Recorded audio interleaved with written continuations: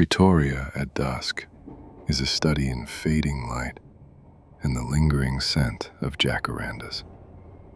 The branches above the platform have long since shed their theatrical purple, but a suggestion of grandeur remains in the cooling air. You are standing on the platform, and the world feels still. The station hums with the modest confidence of a landmark that has dispatched dignitaries, honeymooners, and over-ironed academics alike since 1923.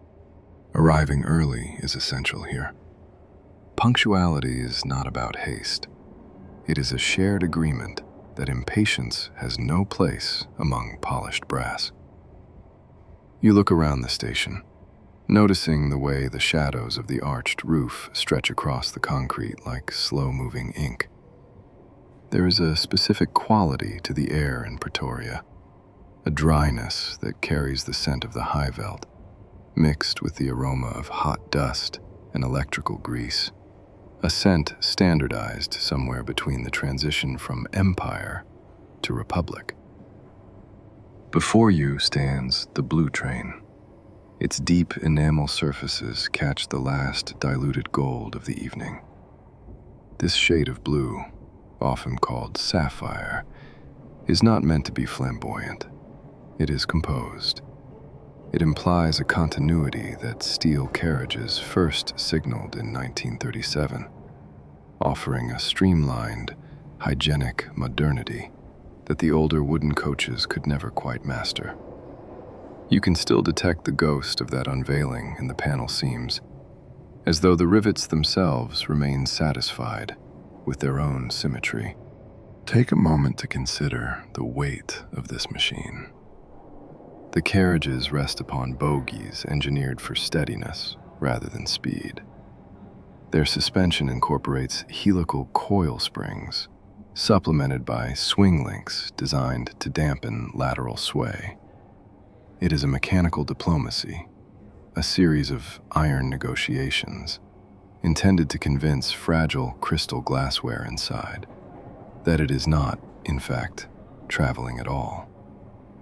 You imagine those springs, coiled tight and patient, waiting to shoulder the burden of the 1,000 miles ahead.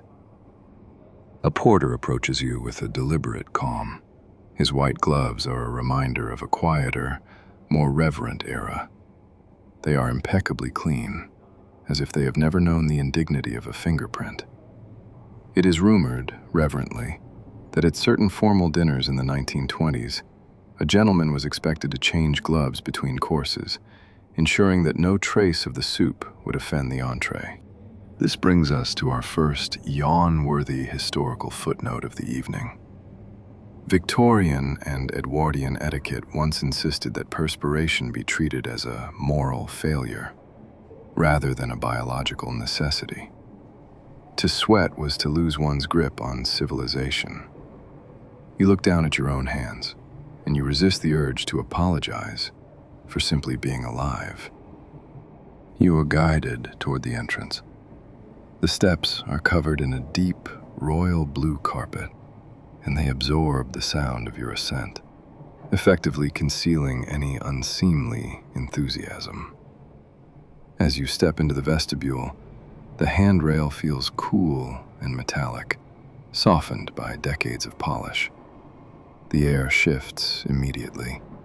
There is a hush here, created by the conspiracy of heavy upholstery and wood paneling, to absorb stray vibrations before they can reach your thoughts. The corridor extends before you in a straight, paternal line. The symmetry is reassuring, suggesting that as long as you stay within these walls, the chaos of the outside world, the Witwatersrand and its dusty mines, cannot reach you. Brass fittings do not sparkle here. They persist.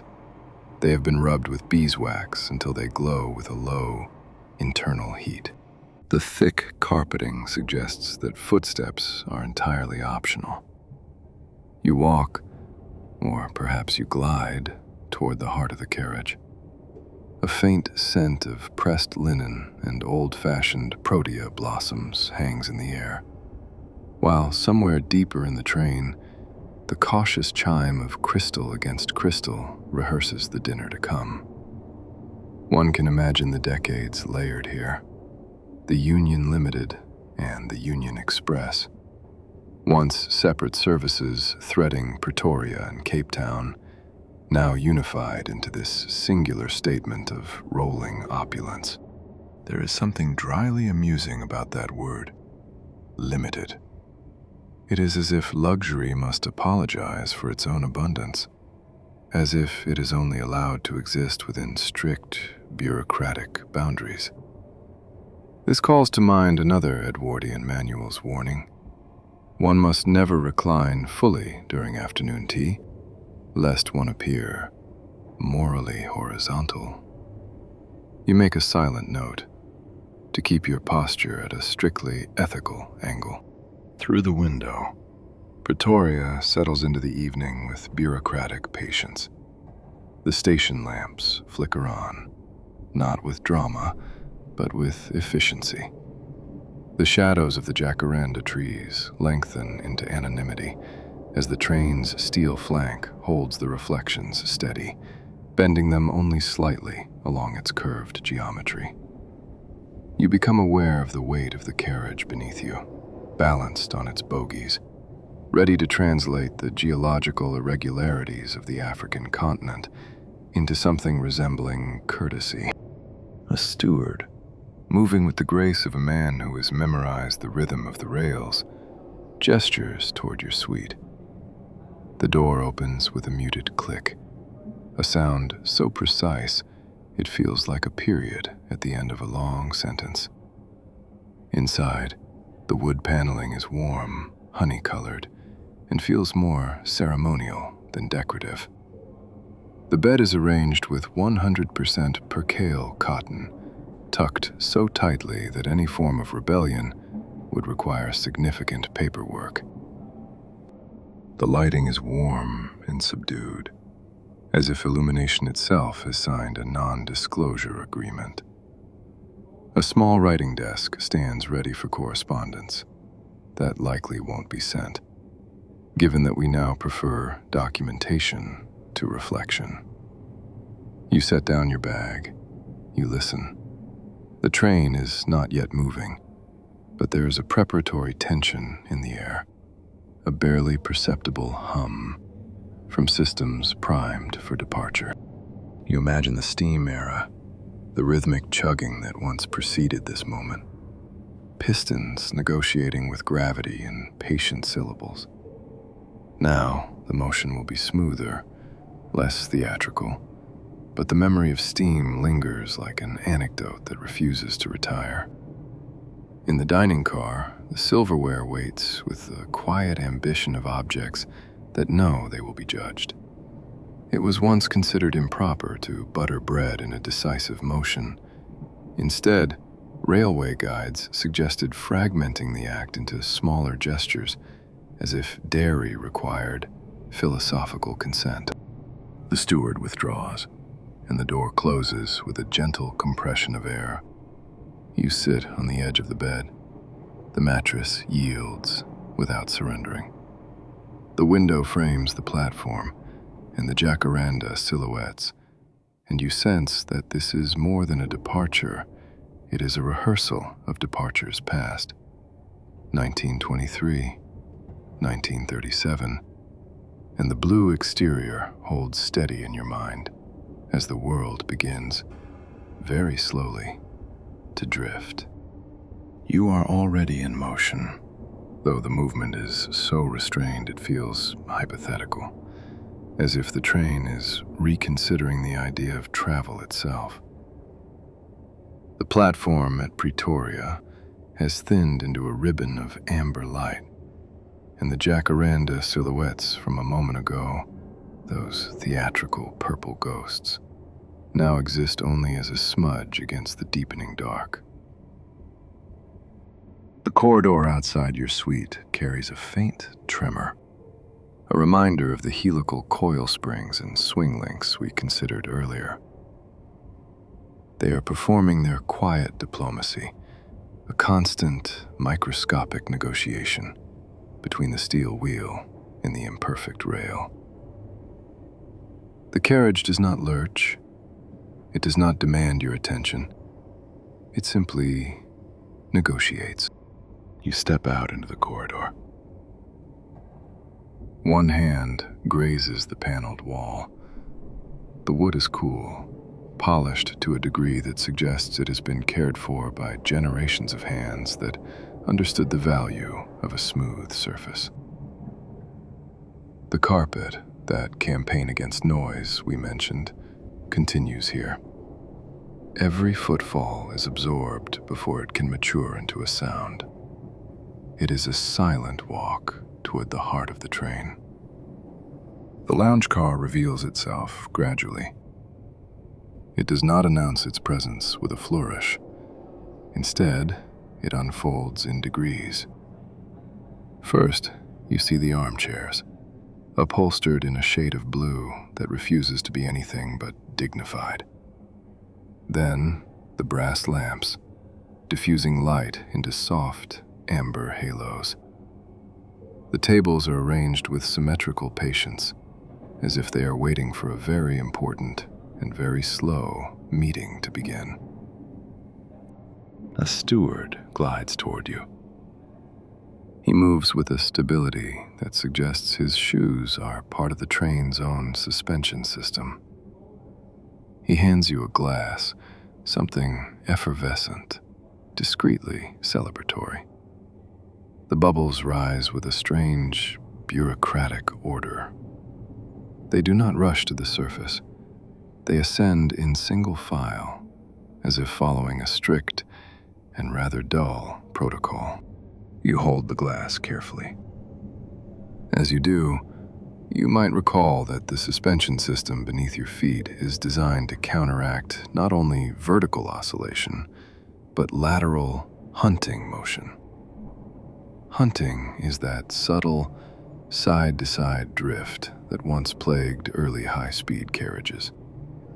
Before yaw dampers were refined, a train would search for its center, swinging like a pendulum.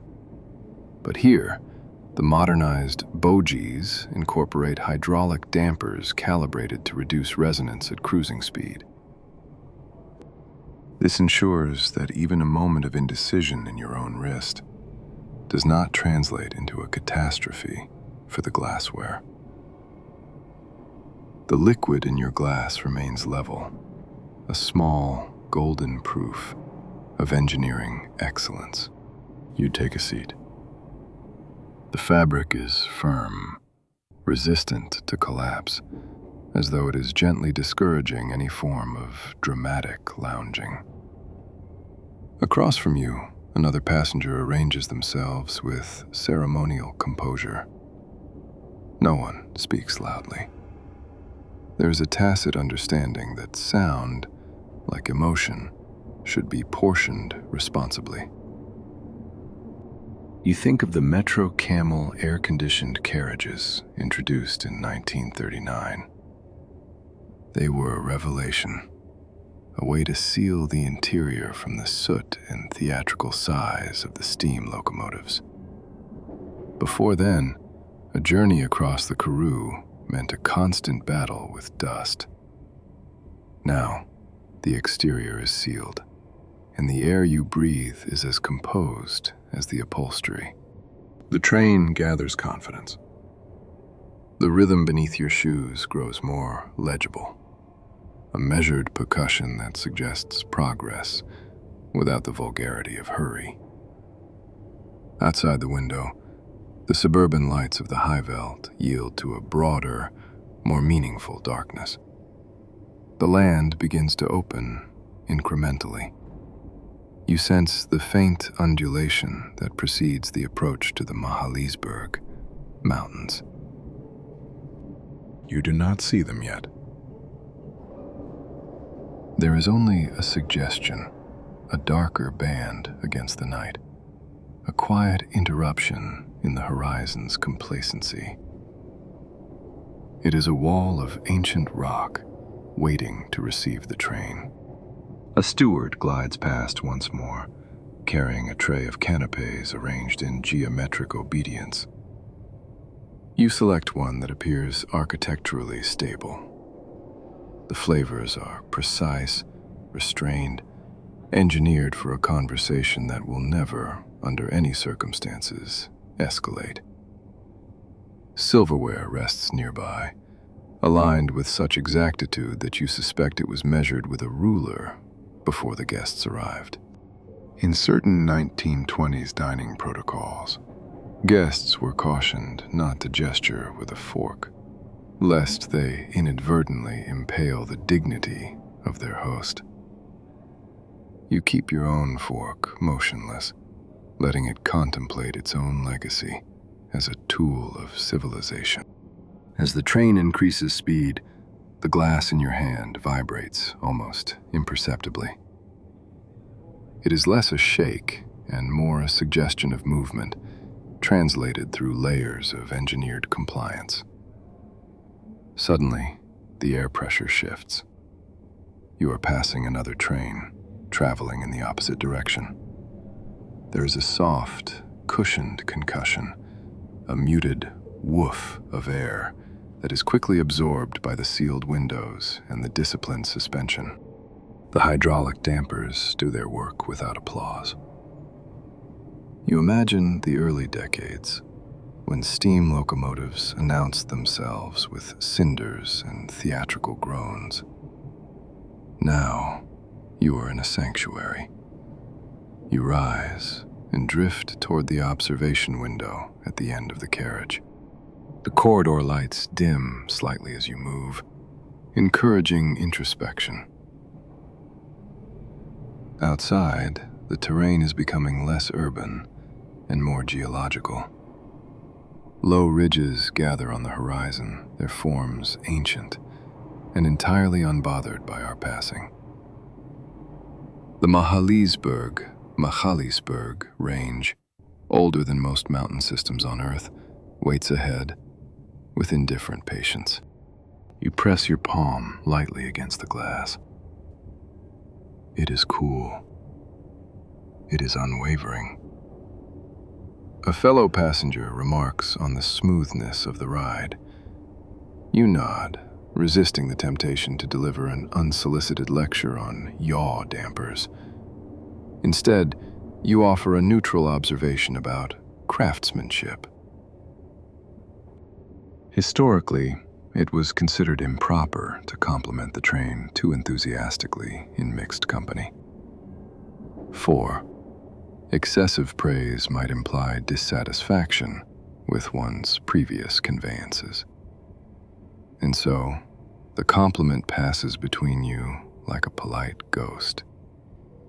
The lounge lights reflect faintly in the window, superimposed over the darkening outline of the hills, as the carriage continues its unhurried negotiation with the first folds of the mountains. You are now fully committed to the interior. The mountains are present outside, dim, patient, and geological. But for now, you have chosen the sanctuary of upholstery. The corridor light has been subdued to a diplomatic amber, and the carpet continues its quiet campaign, erasing every trace of your footfalls as you move back toward your suite. Beneath your shoes, you feel the moderated persuasion of the suspension system. The coil springs and hydraulic dampers refuse to let gravity dramatize itself. You recall the earlier conversation in the lounge about smoothness. You resisted the urge to lecture your fellow passengers on yaw dampers then, and you resist it again now, though the technical footnote persists in your mind like an unread manual. Your suite door opens with that familiar, soft compression of air. Inside, the room presents itself as a curated argument against inconvenience. The honeyed wood paneling glows with a restrained polish, as if it has agreed to hold the light, but not to flaunt it. The brass fixtures wait without impatience. On the bed, the 100% percale cotton, still tightly tucked, still diplomatically smooth, has surrendered only slightly to your earlier presence. 1. You run your fingertips along the fabric. It is cool, dry, and faintly starched. The weave is fine enough to suggest discretion, as if even the threads have signed a non-disclosure agreement, promising not to gossip about your fatigue. You sit at the small writing desk. The chair is firm and remarkably upright, gently discouraging any form of emotional sprawl. As the train leans into a long, sweeping curve, you register the redistribution of weight through the bogies. You imagine the primary coil springs compressing in measured increments, but there is something more happening beneath you. An obscure technical fact returns to you. The secondary suspension in these modernized carriages incorporates air bellows, layered precisely above the primary springs. These bellows allow for minute, real-time adjustments to ride height and load distribution. Using automatic leveling valves, the system redistributes air pressure within fractions of a second, compensating for the incline as the train begins to climb. Luxury, you realize, depends entirely on these invisible negotiations with physics. There is a soft knock at the door. Dinner is announced with the solemnity usually reserved for a minor diplomatic event. You adjust your jacket, remembering the historical etiquette that once governed these rails. It was once considered a sign of moral decay for a gentleman to remove his coat in a dining car, regardless of the high-veld heat. You step back into the corridor, properly layered, and proceed toward the scent of the evening. The air in the dining car carries the faint aroma of roasted Karoo lamb, and something buttery attempting to be subtle. The chandeliers are calibrated to a warm, golden hue, designed to flatter complexions without inciting any unseemly confessions. You are guided to a table set with mathematical precision. The silverware aligns in a descending order of ambition. A folded napkin stands upright, architectural and rigid, as though it is currently aspiring to a career in municipal office. The train's motion continues beneath the ceremony, but the suspension system is doing its best to persuade the table that it is anchored to bedrock. You recall the earlier warning about gesturing with a fork, and you decide to let your cutlery rest in a state of dignified minimalism. The first course arrives. Porcelain meets linen with a muted thud, a sound absorbed by layers of fine fabric and German engineering. The flavors are heritage adjacent, composed, and entirely without nostalgia. You take measured bites, aware of the mountains pressing closer outside. This brings us to another yawn-worthy historical footnote. Historically, diners on the Union Limited were cautioned never to request additional seasoning until the host had first tasted the dish. To reach for the salt too early was to imply a culinary inadequacy on the part of the kitchen. You obediently postpone any interaction with the salt cellar, which waits before you with bureaucratic patience. Across from you, a fellow traveler recounts the lineage of the train. They mention how the blue enamel sheathing, introduced in 1937, signaled a transition from the romantic era of wood to the hygienic era of steel. You nod, chewing slowly, watching the way the crystal on the table trembles, almost imperceptibly. It is a light, ticking note, a response to a subtle irregularity in the rail, which is quickly moderated by dampers that refuse to indulge in resonance. The second course arrives with a choreography of white gloves. It was once considered improper for a lady to pour her own wine in a railway dining car. Such independence was seen as a risk to the choreographed flow of service. You allow the steward to refill your glass with ceremonial calm. The wine tilts, settles, and reflects the chandelier light in perfectly obedient arcs. Between courses, you glance toward the window. The glass reveals only a faint reflection of the interior elegance, layered over the deep black of the night. But as your eyes adjust, you see the mountains have changed. They are no longer distant suggestions. They are immediate. The Magaliesberg Range, older than most mountain systems on this planet, is now a wall of ancient rock absorbing the starlight. The quartzite ridges rise almost within reach of the track, enclosing the train in a stone embrace that predates etiquette manuals and hydraulic dampers alike. 5. As you lean back, feeling the faint recalibration of the air bellows over a subtle incline, the rhythm of the wheels grows more pronounced. It is a steady, mechanical syllable, repeated without flourish. You realize that the train is no longer just traveling across the land. It is negotiating with the spine of the continent. Coffee is served. The aroma is dark, grounded, and practical. Conversation around the car dwindles into contemplative murmurs. Outside, the rock faces gather in layered silhouettes, unpersuaded by the blue enamel or the polished brass. The forward motion feels less like travel now, and more like a continuation, a thread extended through decades of ritual and rivet.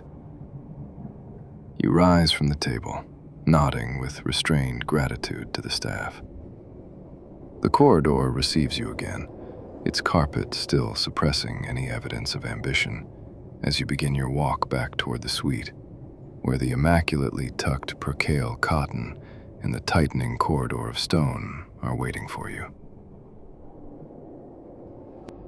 You are now drifting deeper into the folds of the Magaliesberg Range. Outside your window, the ancient quartzite ridges are leaning inward, as if to examine this sapphire blue intrusion with geological skepticism. The rock faces are textured with fissures that have endured for 2 billion years, long before the first rail was ever laid, and certainly long before the first gentleman worried about the correct way to butter his bread. Inside the carriage, you sense a shift in the hum beneath your feet. The traction motors are adjusting to the gradient, but the effort remains entirely internalized. It is a polite, sealed performance. However, if you listen closely, you might detect the ghost of a different rhythm. You are traveling in the slipstream of the Union Limited and the Union Express, the standard bearers of steam-powered opulence that first conquered these hills in 1923. Imagine those earlier decades. The Union Limited was the southbound service, a name that always sounded slightly apologetic, as if luxury were a resource that had to be carefully rationed by the state. Its counterpart, the Union Express, carried fortune seekers and mining magnates back toward the gold fields of the Witwatersrand. In those days, the ascent was a theatrical event. The locomotives were mighty old steam steeds, machines that breathed and groaned and announced their intentions with visible plumes of vapor. There were no yaw dampers then. There were no secondary air bellows to maintain your horizontality. Instead, there were wooden coaches that creaked in sympathy with the tracks and the constant, uninvited arrival of coal dust on one's lapels. This brings us to a particularly yawn-worthy historical footnote. Early travelers were advised to carry dust coats, lightweight silk or linen overgarments designed to protect their formal attire from the locomotive's exuberant exhalations. To arrive without a dust coat was to accept a fine, gray patina of progress upon your person.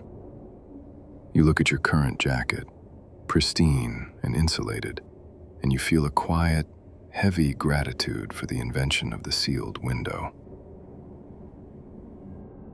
You stand and move back toward the observation window. The corridor carpet, that loyal eraser of sound, swallows the echo of your steps.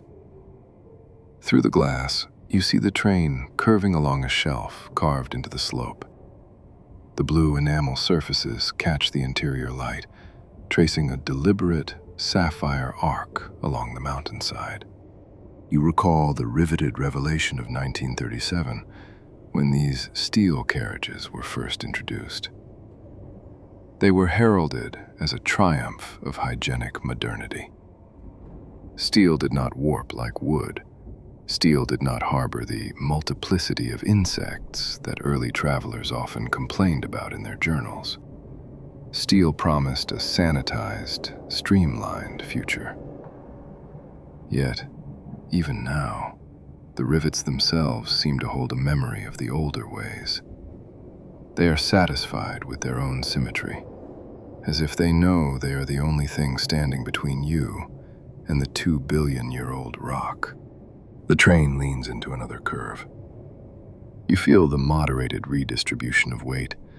Beneath you, the primary coil springs are compressing in patient cycles, and the automatic leveling valves are whispering as they adjust the air pressure in the secondary suspension.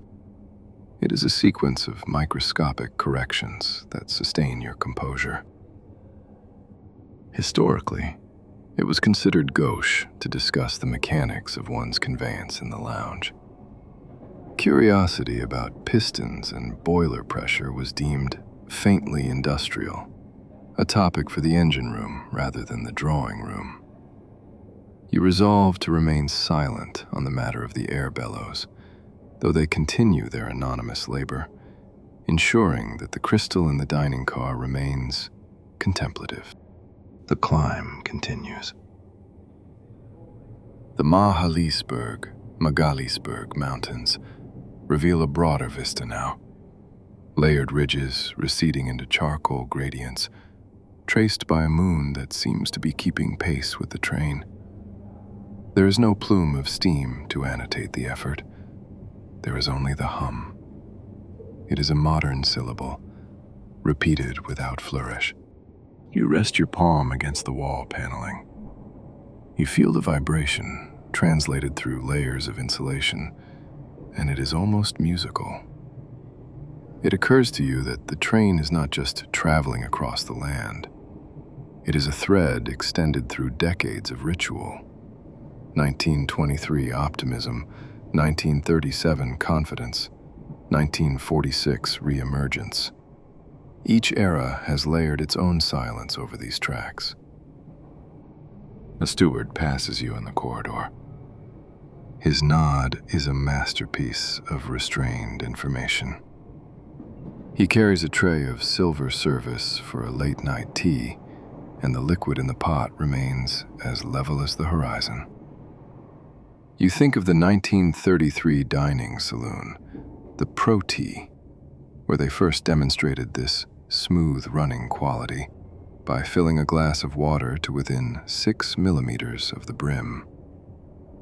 After 100 miles of travel at high speed, not a single drop was spilt. Engineering, you realize, is simply the art of preventing a drop from falling. You return to your suite. The door closes with that gentle, familiar compression of air. The bed waits for you, its percale cotton still immaculately tucked. You sit on the edge, listening to the moderated percussion beneath the floor. The mountains are no longer distant silhouettes. They are immediate walls of stone. Through the window, a narrow pass appears ahead, darker than the surrounding slopes. The train approaches it with the same unhurried resolve it has applied to every curve thus far. Coil springs compress. Air bellows recalibrate. The carriage remains level, composed, almost dismissive of the incline's suggestion. You inhale the tempered air of the room, linen and beeswax and regulated calm. The hum beneath you becomes a steady, comforting undertone. The Magaliesberg range has fully enclosed the track, and you are being guided steadily toward the higher contours, into the deeper, gilded silence of the night. The tightening corridor of quartzite is gone. The Magaliesberg ridges, which only moments ago seemed to examine the train with such geological skepticism, have begun to drift apart. They are reconsidering their proximity, receding into layered silhouettes of charcoal and silver, granting the train a narrow, then widening margin of sky. You are higher now, though altitude announces itself only through a subtle recalibration of the air bellows beneath your feet. Inside the carriage, the atmosphere remains unwavering. Climate control preserves a manufactured neutrality, a cool, filtered defiance against the cooling slopes beyond the glass. You stand once more at the observation window, recalling the narrow pass you have just navigated. The percussion of the wheels persists, disciplined, untheatrical, and steady. Engineering is the art of translating irregularity into courtesy. As the track straightens onto the high-felt plateau, the bogies pivot subtly to accommodate the change in terrain. An obscure technical reassurance surfaces in your mind. The secondary air suspension is now working in tandem with elastomeric pads mounted precisely between the bogie frame and the car body. These pads are designed to isolate high-frequency track vibration, reducing transmitted resonance to such a degree that the crystal in the dining car can remain contemplative rather than communicative. You decide it is time for a midnight stroll. The corridor receives you with its customary, carpeted discretion. As you walk, the blue enamel surfaces catch the interior light in subdued arcs, tracing the deliberate geometry of the train. You reach the lounge car. It is nearly empty now, the brass lamps dimmed to a soft, honey-colored glow. You take a seat near the window, watching the land open up. The undulations of the mountains have flattened into a vast, silvered expanse.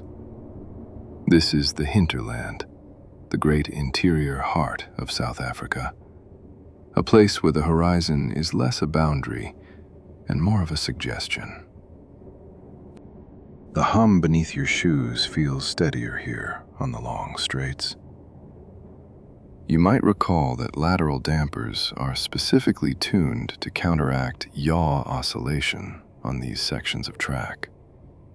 Yaw is that faint, serpentine motion that can develop at sustained speeds, a mechanical indecision that once unsettled early steel coaches. But here, the dampers dissipate that energy as heat, ensuring that you are spared the romance of sway. Luxury, as you have come to realize, is often just the subtraction of motion. A steward appears, moving with the white-gloved composure of a man who has memorized the choreography of narrow spaces. He offers you a glass of chilled water. As you take it, you notice that the surface of the liquid is as level as the plateau outside. You think back to the 1933 dining saloon, the Pro Tea, where they famously demonstrated this smooth-running quality by filling a glass to within 6 millimeters of the brim. After 100 miles of travel at high speed, not a single drop was spilt. You take a sip, feeling the cold clarity of the water, and you imagine the decades of engineering, the thousands of microscopic negotiations between steel and rail that allow you to hold this glass with such ease. Through the window, the sky has deepened from a maritime blue to a profound velvet black. The stars of the southern hemisphere appear in scattered punctuation, unbothered by the light pollution of the cities you have left behind. Table Mountain is still hundreds of miles away, but you sense its eventual presence. A flat crown waiting at the end of the line. It is time to return to your suite. You walk back through the corridor, the carpet continuing its campaign against the evidence of your footsteps. You pass the doors of other suites, each one a sealed sanctuary, where other ghosts are drifting toward the Karoo. Historically, it was considered gauche to praise one's own endurance on long journeys. Stoicism was the assumed posture of the elite traveler. You resist the urge to comment on how effortlessly you have adapted to this engineered equilibrium. You are simply part of the train now, a passenger in a palace that refuses to lurch. You open your door. The room is exactly as you left it. The honeyed wood glows in the dark, and the scent of pressed linen and beeswax remains, a constant, reassuring aroma. You sit on the edge of the bed, feeling the moderated percussion beneath the floorboards. You lean back against the pillows. The 100% percale cotton is cool against your skin, and the secondary suspension bellows are whispering to the rails, promising that the night will remain horizontal as you begin your steady progression into the deeper reaches of the interior. The night has reached its maximum density. Outside your window, the great high-veld plateau has finally relinquished its undulations, yielding to a landscape that refuses even the modest ornament of a hill. You have crossed the invisible threshold into the Karoo, a name derived from the native Khoisan word meaning the land of thirst. It is an honest name. The soil here is pale, almost chalked by a dryness that has persisted for eons, and the vegetation is reduced to isolated clusters of scrub, spaced with a diplomatic distance that suggests they are barely on speaking terms. Inside your suite, the contrast is pedagogical. You stand for a moment by the gold-tiled bathtub. The tiles catch the low light of the room, reflecting a tempered, expensive glow. They gleam with a polished assurance that borders on defiance, a sapphire blue statement of intent suspended above a world of dust. You run your hand along the marble countertop.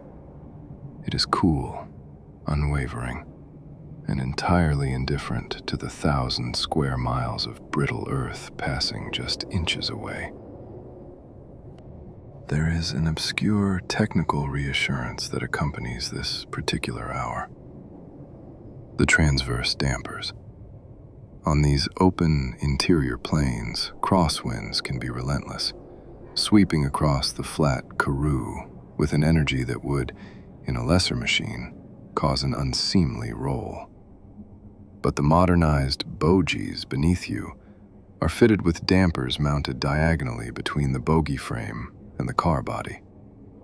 These transverse dampers are specifically calibrated to negotiate with lateral energy, dissipating the pressure of the wind as heat before it can tilt the carriage perceptibly. You are being insulated, not only from the irregularities of the track, but from the very air itself. You decide it is time to test the plumbing. You run the water. It arcs into the basin with an obedient clarity, a liquid luxury that seems almost scandalous in this land of thirst.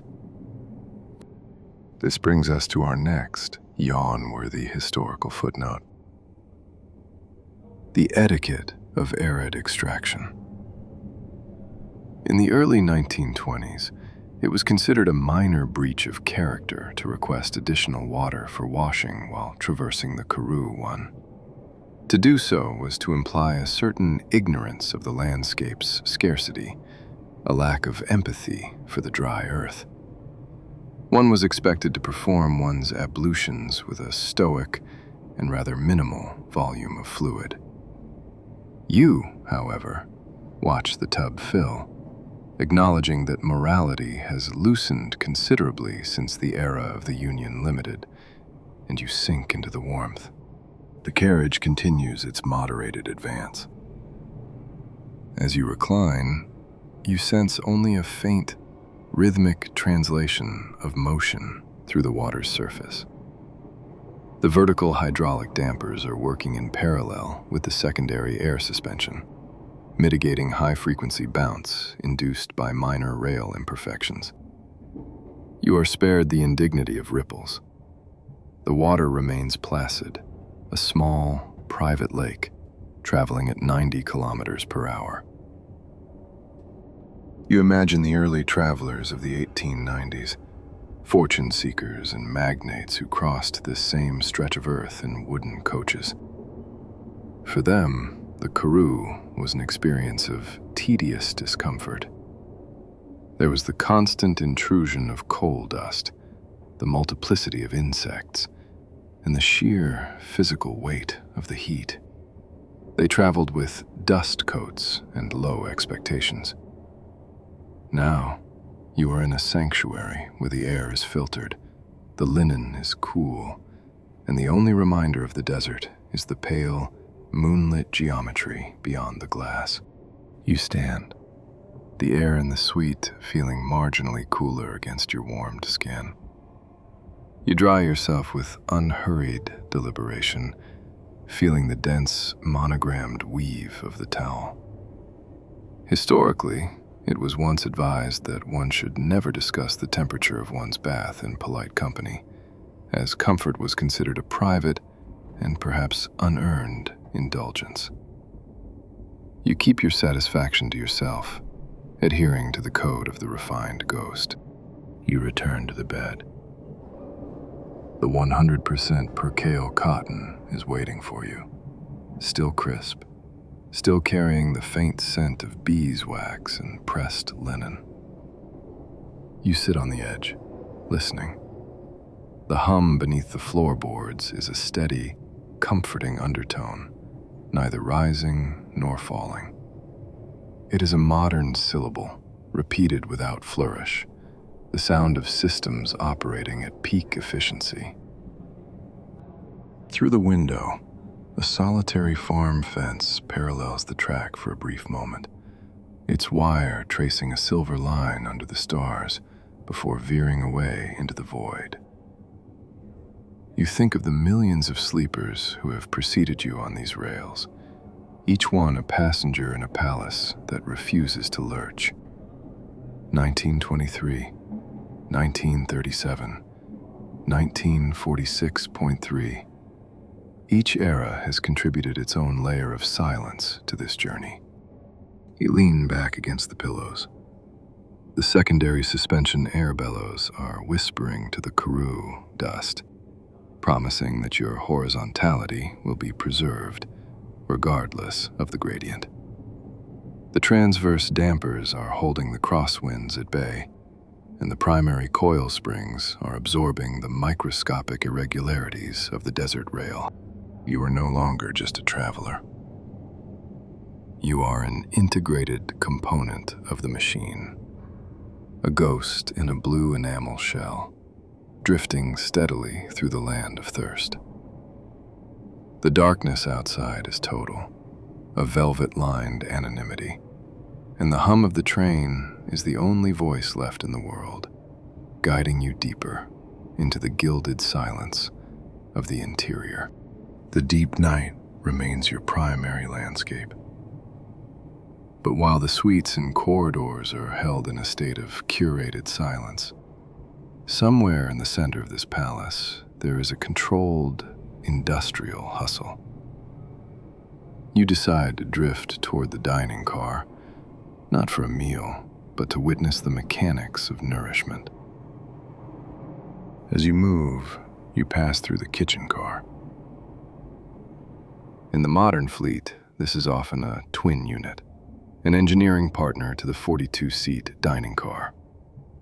Historically, these kitchens have been described as not being large enough to swing a leopard in. And yet, the standard of food they produce defies the logic of their square footage. Imagine the environment behind that swinging door. While you enjoy the climate-controlled hush of your suite, the chefs here work in temperatures that can escalate to 50 degrees Celsius. The spatial planning is microscopic. Every inch of wall space is utilized for storage, from logo-marked china to extra-heavy silver-plated flatware. There is even a dedicated wine closet and hidden compartments beneath the floorboards for the storage of Constantia Chardonnay and award-winning Cape cultivars. The logistics are as precise as the bogey suspension. Perishable foods arrive in watertight containers, packed in ice, but the standard for freshness is absolute. Historically, meat grinding for the 5-course dinners was performed exactly 1 hour before departure, not a minute sooner, as that would suggest a lack of culinary discipline. This brings us to a rather intriguing and slightly indulgent historical concept: the unusual pleasure of the delay. On almost any other form of transport, a 2-hour delay is a catastrophe. But on the Blue Train, passengers have been known to receive news of a delay with a sense of unanticipated gluttony. Because time on board is measured exclusively by the announcement of meals, a delay simply represents a further opportunity for unanticipated hot snacks. It is as if the journey is a perpetual Christmas day, where the usual rules of moderation have been suspended by the railway authorities. You find yourself half hoping for a technical hitch, just to see what the chefs might conjure from their cramped, sapphire blue laboratory. You take a seat in the empty dining car. The chandeliers reflect in the windows, their ellipses tracing arcs over the moonlit Karoo dust. The tables are set for the morning service, the silverware aligned with mathematical certainty. You think of the 1933 Proti dining saloon, the mechanical ancestor of this room. In that era, the kitchen car was a separate entity, its design so revolutionary that it included the Watson bogies we discussed earlier. Engineering was not just about the ride, it was about the integrity of the sauce. An obscure technical detail surfaces: the auxiliary generators. Beneath the floorboards of the kitchen car, there are dedicated diesel engines and 150 kVA generators, specifically designed to provide independent power for the refrigerators, the ovens, and the massive air conditioning units. Even if the locomotive were to be detached, the ice would remain ice, and the Karoo lamb would remain perfectly chilled. Luxury, you realize, is simply the refusal to let the outside world affect the temperature of the butter. The menu for the morning begins to take shape in your mind. Salmon tartare with caviar, pink and juicy lamb racks, and chocolate cheesecake that caught your eye in the lounge earlier. Each dish is a layer in the insulation of the traveler. It is a sensory buffer, a way to ensure that as you traverse the most unequal landscapes of the continent, you remain cocooned in a 5-star Irish linen dream. A steward passes you, heading toward the personnel car. His uniform is spotless, his posture horizontal to the horizon. He offers a restrained nod, acknowledging your status as a midnight observer. Historically, it was considered gauche to praise a meal too extravagantly during the service. High society assumed that world-class cuisine was a basic right of the ticket holder. You maintain your silence, listening to the steady, mechanical syllable of the traction rods beneath you. It is time to return to the suite. You walk back through the kitchen vestibule, feeling the faint diagonal negotiation of the transverse dampers against a gentle crosswind. The chandeliers dim further, and the scent of roasted meat yields once more to the scent of beeswax and pressed cotton. You are a ghost in a machine that has mastered the choreography of indulgence. You sit on the edge of your bed, feeling the moderated percussion of 100 years of history.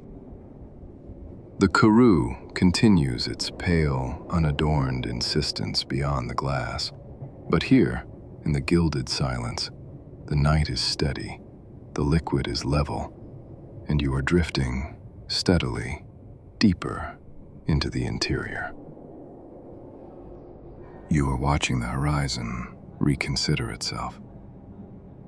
The pale austerity of the Karoo Desert, that landscape of chalk and eons, has begun, almost reluctantly, to give way to distant contours that rise in a faint, blue suggestion. What was earlier a flat insistence of dust now hints at elevation. The shrubs, which for the last 100 miles have observed such a strict diplomatic distance, now begin to cluster, as if negotiating their return to a more hospitable world. Inside your suite, nothing concedes. The chandeliers maintain their warm, elliptical defiance, and the 100% percale cotton on your bed holds its faint occupancy crease with the same discipline as a map. You stand by the window, feeling the moderated percussion beneath your feet. The train is no longer just tracing a straight line through the void. It is beginning to lean. This leads us to an obscure and highly reassuring technical detail: the intercar gangway stabilizers. As the train transitions from the flat interior to the gradual inclines of the Cape Fold belt, the movement between carriages could, in a lesser conveyance, become a source of unseemly noise. But here, the gangways are semi-floating assemblies mounted on pivots, coupled with flexible diaphragms and anti-sway bars. These stabilizers limit the relative motion between the sapphire blue units, ensuring that the corridor remains a straight, unwavering promise, even as the track begins to snake. Engineering, you realize, is the art of keeping a promise, even when the earth is turning. You feel the traction motors deepen their hum. You are approaching the Hex River Mountains, a mountain range that reaches 2,200 meters into the sky. The peaks appear as rugged, charcoal silhouettes, absorbing the maritime light that has begun to thread through the dry, high-veld air. This brings us to our next yawn-worthy historical footnote: the etiquette of the approaching landmark. In the 1920s and 30s, it was considered remarkably gauche to name a landmark before it was fully visible. To point at a distant shadow and declare it Table Mountain was seen as a sign of provincial impatience, a lack of respect for the train's own timeline. One was expected to wait for the geography to formally introduce itself. You, being a passenger of breeding, observe the rising slopes with a measured, silent neutrality. The train enters the first of the tunnels. The world beyond the glass vanishes into a sudden, absolute black. Inside, the reflection of the wood paneling becomes your only reality. You sense the redistribution of weight as you descend toward the valleys. An obscure technical mechanism surfaces in your mind. The load-sensing proportioning valve. This valve is integrated within the air suspension system, and it is currently laboring with microscopic precision. It senses the subtle shifts in the carriage's mass, perhaps as the steward moves through the corridor or as the luggage is shifted for the final descent, and it adjusts the damping force accordingly. It is a system designed to anticipate your comfort before you even recognize a change in the grade.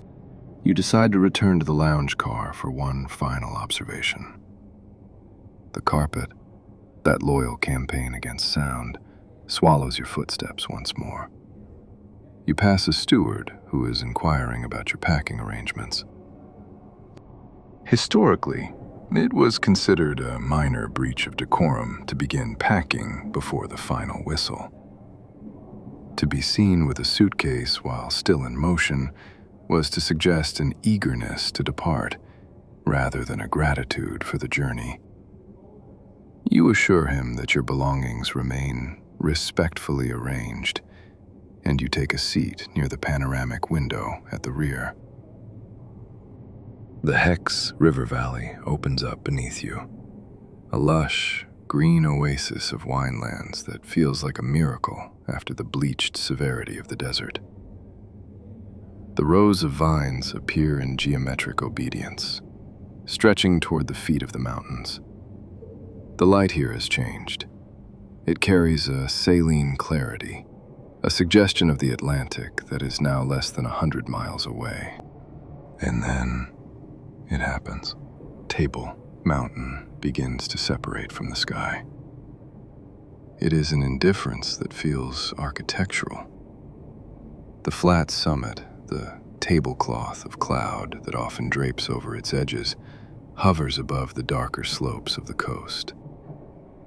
Historically, it was advised that one should never praise a view too extravagantly upon first sight, as enthusiasm risked a lack of composure.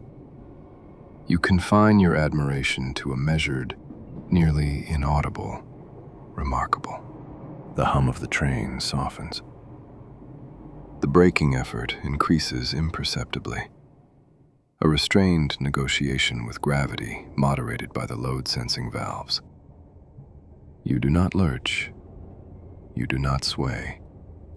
You simply glide.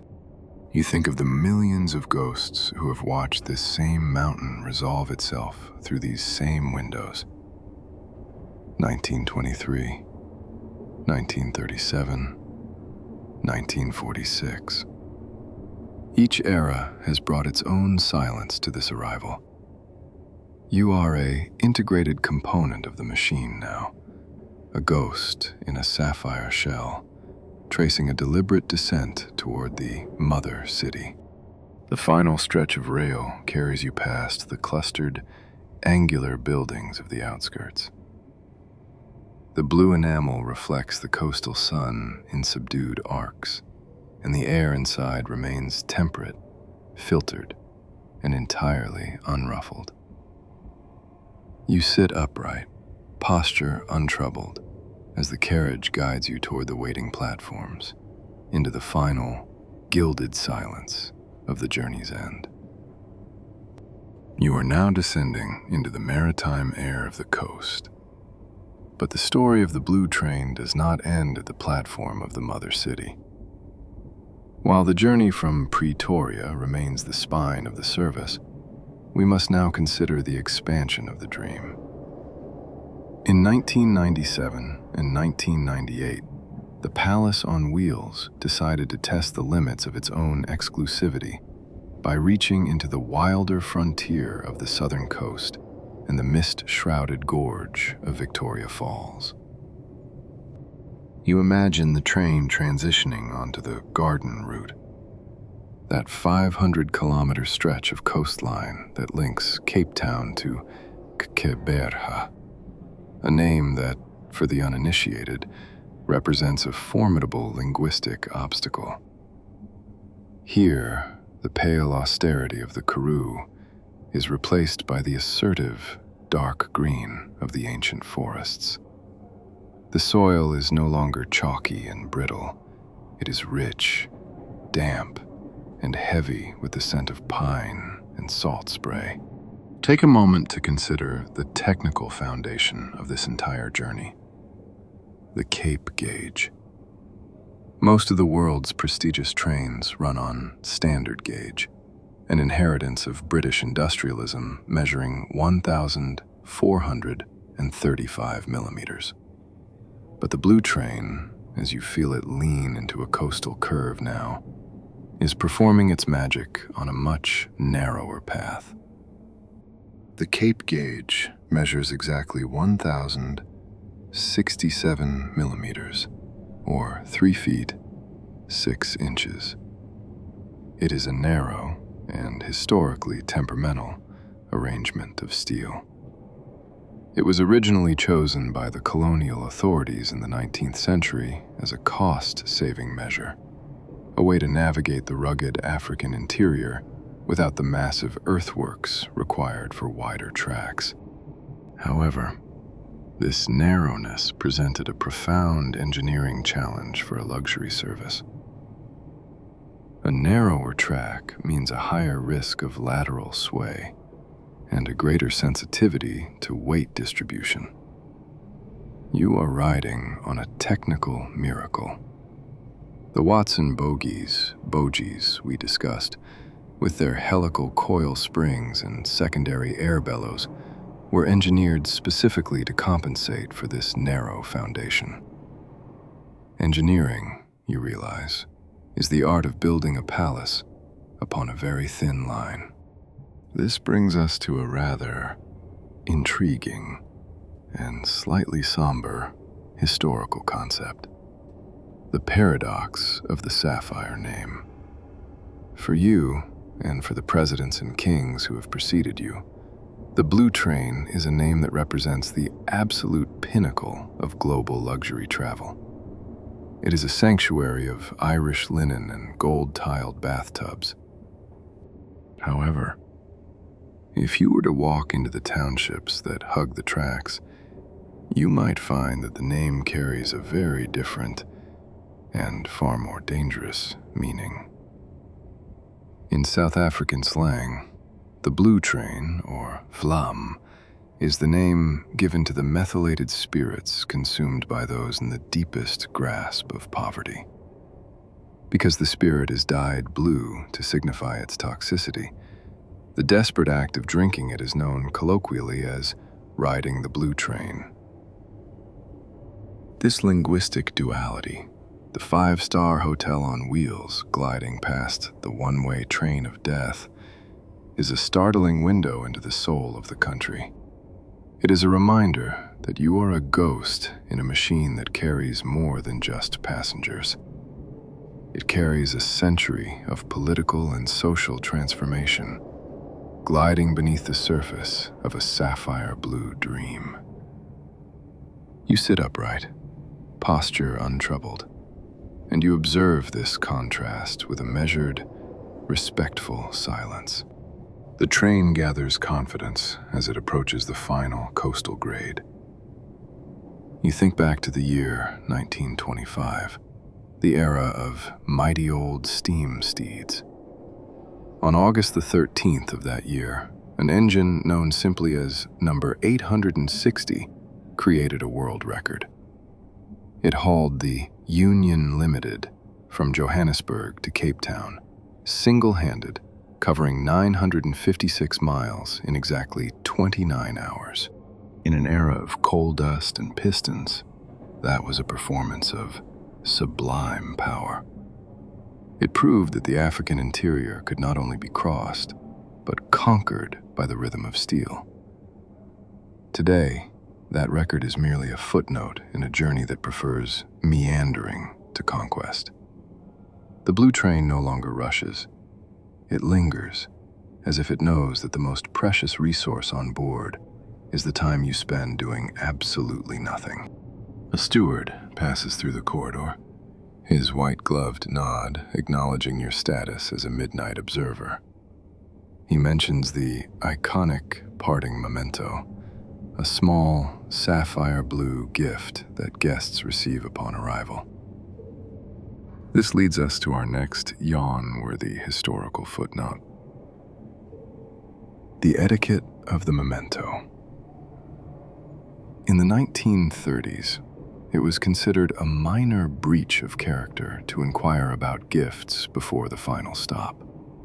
To do so suggested a lack of gratitude for the journey itself, as if the physical objects were more valuable than the experience of the gilded silence. You, of course, remain silent on the matter, listening only to the steady, mechanical syllable of the traction rods. You return to your suite. The room is exactly as you left it. The honeyed wood glows in the dark, and the scent of beeswax and pressed linen remains, a constant, reassuring aroma. You sit on the edge of the bed, feeling the moderated percussion beneath the floorboards. Through the window, the coastline begins to reveal itself in flashes of maritime silver. The air inside remains temperate, filtered, and entirely unruffled by the rising humidity of the coast. The secondary suspension bellows are whispering to the coastal sand, promising that your horizontality will be preserved as the carriage guides you toward the higher contours of the journey's end. You lean back against the pillows. The 100% percale cotton is cool against your skin. The night is steady. The liquid is level. And you are drifting steadily deeper into the interior. You are resting now, held in the steady, engineered embrace of the deep night. The maritime silver of the coast remains a distant promise, and the pale vastness of the Karoo continues to unspool beyond your window. But as you lie there, feeling the micro-negotiations of the secondary air bellows, it occurs to you that this sapphire palace did not simply appear on the rails as a finished thought. It is the culmination of a century-old obsession, a dream of tempered steel that once aimed to bridge an entire continent. Tonight, we are drifting further back than 1923. We are drifting toward the era of the dreamers, and the man who wanted to paint the map red. Take a moment to consider the name Cecil John Rhodes. In the 1880s and 90s, Rhodes built an empire on the diamond fields of Kimberley, but his true ambition was horizontal. He envisioned a trans-African railway, a singular thread of steel that would link Cape Town in the south to Cairo in the north. His dream was to create a ribbon of civilization that would bypass the awe-inspiring mountain ranges, the untamed savannas, and the arid deserts that we are crossing tonight. While the full continental link was never completed, stopping eventually at the mist-shrouded gorge of the Zambezi River, the South African segment became the most sophisticated rail corridor in the world. It was born from diamonds and gold, but it was refined through the discipline of the technical drawing. This leads us to a truly yawn-worthy technical milestone, the patent of 1844. Long before the blue train carried its first dignitary, an engineer named Joseph Wright obtained a very wide patent, number 10,173. His patent detailed improvements in railway carriages, specifically the use of 4, 6, and 8-wheeled bogies. These ideas were absolutely revolutionary, and in many respects, they were 50 years ahead of actual practice. You are currently benefiting from the ancestral logic of that 1844 blueprint. Every time the train rounds a curve without unsettling your crystal, you are hearing the distant echo of a 19th century mechanical revolution. You decide to adjust your position. The 100% percale cotton is smooth and cool, a high thread count defiance against the historical reality of the luxury precursors. Before the Union Limited, there was the Imperial Mail and the African Express. These were the trains of the 1890s, the first machines to offer oak-paneled dining saloons, card rooms, and electric lighting. For the fortune seekers and mining magnates of the era, stepping onto the Imperial Mail at Table Bay was a transition from the rough reality of a 17-day ocean voyage to a world of champagne service and polished brass.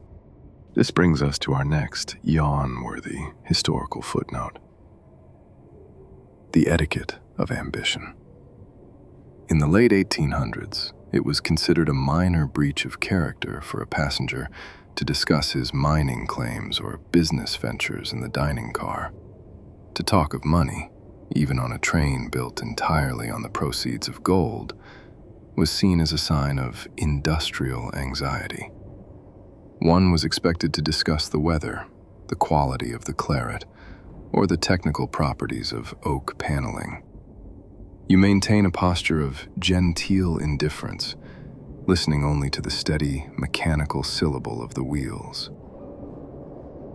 You think of the Zambezi Express, the train that carried the dream further north, toward the thundering Victoria Falls. By the turn of the century, the Zambezi Express was on par with the Imperial Mail for comfort. It offered a moving 5-star hotel experience, where the sound of the falls would eventually replace the sound of the steam-powered chugging of the locomotive. You imagine the early travelers in 1928, when the first articulated coaches were introduced. These coaches were equipped with revolutionary amenities: heating, bunk lights, and bells for summoning the attendant. Before then, if you required a glass of water in the middle of the night, it was a matter of stoic endurance. Now, luxury was becoming automated. A series of copper wires and brass bells that ensured you never had to leave your sanctuary. Inside your suite, the auxiliary generators are humming beneath the floorboards, providing a 150 kilovolt ampere kVA reassurance that your air conditioning and your refrigerated Karoo lamb will remain undisturbed. A steward passes through the corridor. His footsteps are swallowed by the thick blue carpet, that architecture of silence that Metro Camel perfected in 1937. You recall that these carriages were built at Washwood Heath in Birmingham, a place of industrial grit that exported hygienic modernity to the rest of the world. The rivets in your suite walls are a legacy of that Birmingham craftsmanship. They are satisfied with their own symmetry, standing guard over a century of political and social transformation. You are a ghost in a machine that carries the weight of an empire's dream, but you are a comfortable ghost. You are insulated from the multiplicity of insects and the smut and cinders that plagued the travelers of 1890.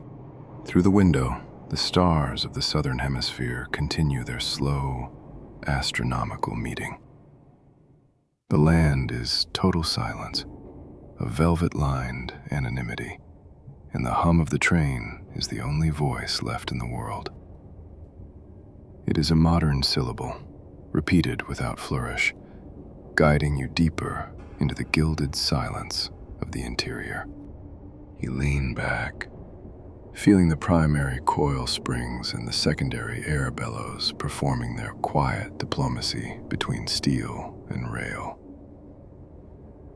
The night is steady, the liquid is level, and you are drifting steadily deeper into the interior. We shift our focus now to the year 1972. It was the year the blue train was, in a sense, reborn. While the 1937 steel carriages had established the sapphire blue identity, by the early 70s, the march of technology required a new, more profound statement of luxury. This led to the creation of the second-generation sets, constructed largely by South Africans at the Union Carriage and Wagon Works, in a town called Nigel. Imagine the pride in that workshop. The goal was not merely to build a train, but to produce a machine of a standard of luxury and quality equal to the best in the world. To achieve this, the Nigel engineers reached across the oceans, incorporating the latest railway technology from both Britain and Germany. You are currently benefiting from that international collaboration. The bogies beneath you carry the ghost of German precision, and the soundproofing in your suite walls is a legacy of British industrial silence. As you lie there, feeling the secondary air bellows performing their invisible diplomacy, you recognize that you are resting in a machine that took millions of hours to perfect. This leads us to our next yawn-worthy historical concept: the social etiquette of the afternoon nap. In the era of the second generation, the afternoon doze became a formal pillar of the journey. It was considered a sign of a truly refined traveler to recognize that the scenery of the Highveld, however spectacular, eventually required a period of internal processing. The protocol was simple. One did not simply lie down. One requested the assistance of a butler. You think of your own butler, a man who understands that his primary role is to act as a magician of the upholstery. With a few practiced, rhythmic movements, he adapts the sofas of your suite into a nighttime sanctuary of 100% percale cotton and goose-down duvets. The transformation is so smooth, so entirely lacking in drama, that you begin to wonder if the beds were always there, merely waiting for the butler to reveal them to the world. You settle into the fabric, acknowledging that on this train, even rest is a choreographed event. Inside your suite, the air remains a constant, regulated calm. However, there is a small and rather dryly amusing technical curiosity regarding the climate control on board. Historians and frequent travelers have often noted a specific irony. To turn the temperature down in certain carriages, one occasionally had to turn the dial on the control panel up. It was an odd, small oversight, a mechanical riddle that stood in sharp contrast to the perfection of the gold-tiled bathtub. You imagine the over-ironed academics of 1972 squinting at the dials, wondering if they were negotiating with a machine or a philosopher. You adjust your own settings with a measured, experimental touch, and you listen to the restrained hum of the ventilation. The train continues its unhurried negotiation with the plateau. We have left the era of Cecil John Rodez and the imperial mail behind, and we are moving through the heart of the modern dream. In 1997, The traditional route was extended northwards to the thundering Victoria Falls. A second, identical train was introduced in 1998, allowing the Palace on Wheels to reach into the western edge of the Kruger National Park and the eastern end of the Garden Route. The dream has expanded, but the silence remains the same. Whether you are crossing the Limpopo province in search of Africa's Big Five, or gliding through the vineyards of the Cape, you are always insulated by the same blue enamel sheathing. You are always a ghost in a palace that refuses to lurch. A steward passes through the corridor. The sound of his footsteps is swallowed by the blue carpet, that architecture of silence we discussed. He is carrying a tray of restorative tea for the lounge car, where other passengers are wisely partaking before the next round of drinks begins.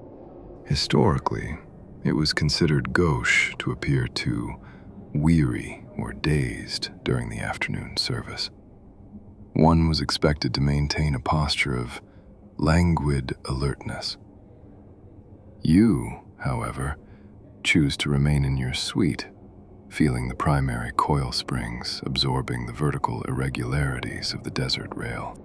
Through the window, the Karoo continues its unadorned, pale insistence. The soil is brighter now, the textures sharper under the full afternoon sun. But inside, the chandeliers cast warm ellipses that deny the severity of the exterior. The secondary suspension bellows are whispering to the high-veld dust, promising that the afternoon will remain horizontal.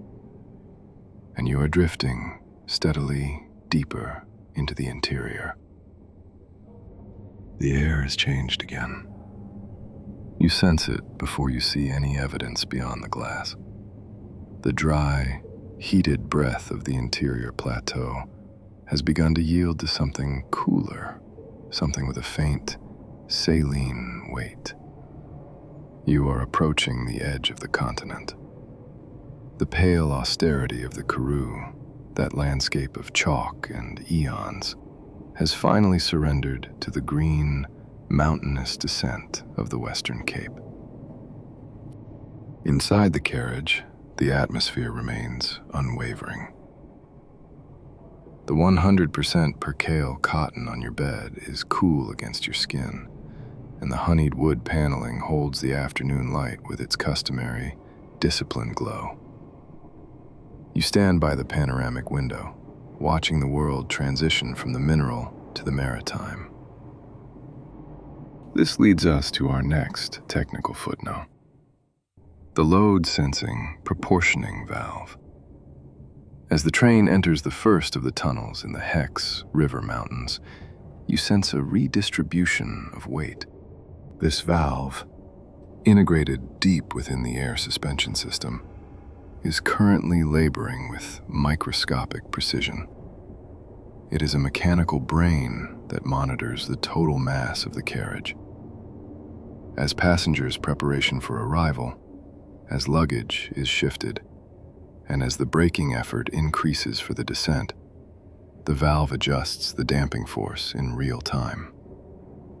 It is a system designed to ensure that you do not lurch, but that you arrive. Engineering, you realize, is simply the art of keeping a promise, even when gravity is pulling you toward the sea. You think of the millions of ghosts who have stood exactly where you are standing, watching this same transition. 1923, optimism. 1937, confidence. 1946, re-emergence. Each era has looked through these gold-tinted picture windows, searching for the first sign of the coast. And then, the slow reveal begins. Taboo Mountain begins to separate from the sky. It is not a dramatic arrival. It is an indifference that feels architectural. The flat summit, often draped in the tablecloth of cloud, hovers above the darker slopes of the coast like a crown waiting for its owners. Historically, it was advised in early railway guides that one should never praise a view too extravagantly upon first sight. Enthusiasm was seen as a lack of composure, a sign of provincial curiosity. You obey the code of the refined ghost, offering only a measured, nearly inaudible, remarkable. The train gathers confidence as it glides through the glorious winelands of the Hex River Valley. The rows of vines appear in geometric obedience, stretching toward the feet of the mountains. The light carries a maritime clarity now, a suggestion of the Atlantic that is now less than 100 miles away. A steward passes through the corridor, his white-gloved nod acknowledging your status as a final observer. He mentions the iconic parting memento, a small, sapphire blue gift that guests receive upon arrival. This brings us to our next yawn-worthy historical footnote: the etiquette of the memento. In the 1930s, it was considered a minor breach of character to inquire about gifts before the final stop. To do so suggested a lack of gratitude for the journey itself, as if the physical objects were more valuable than the experience of the gilded silence. You remain appropriately silent, listening only to the steady, mechanical syllable of the wheels. The panoramic windows of the lounge now frame a world that is returning to itself. The lush winelands of the Hex River Valley are yielding to the industrial geometry of the outskirts, and the air inside the carriage carries a faint, saline weight. You are aware that the mother city is near, not because you see the skyscrapers, but because the light has achieved a maritime clarity that is entirely distinct from the bleached austerity of the Karoo. Inside the carriage, the atmosphere remains a curated argument against the gritty urban commotion beyond the glass. You stand for a moment in the corridor, feeling the braking effort increase. It is a restrained, persistent negotiation with gravity. This leads us to our next technical footnote: the load-sensing proportioning valve. As the train prepares for the final stop at Cape Town Central, this valve is laboring deep within the air suspension system. It is a mechanical brain that monitors the total mass of the carriage in real time.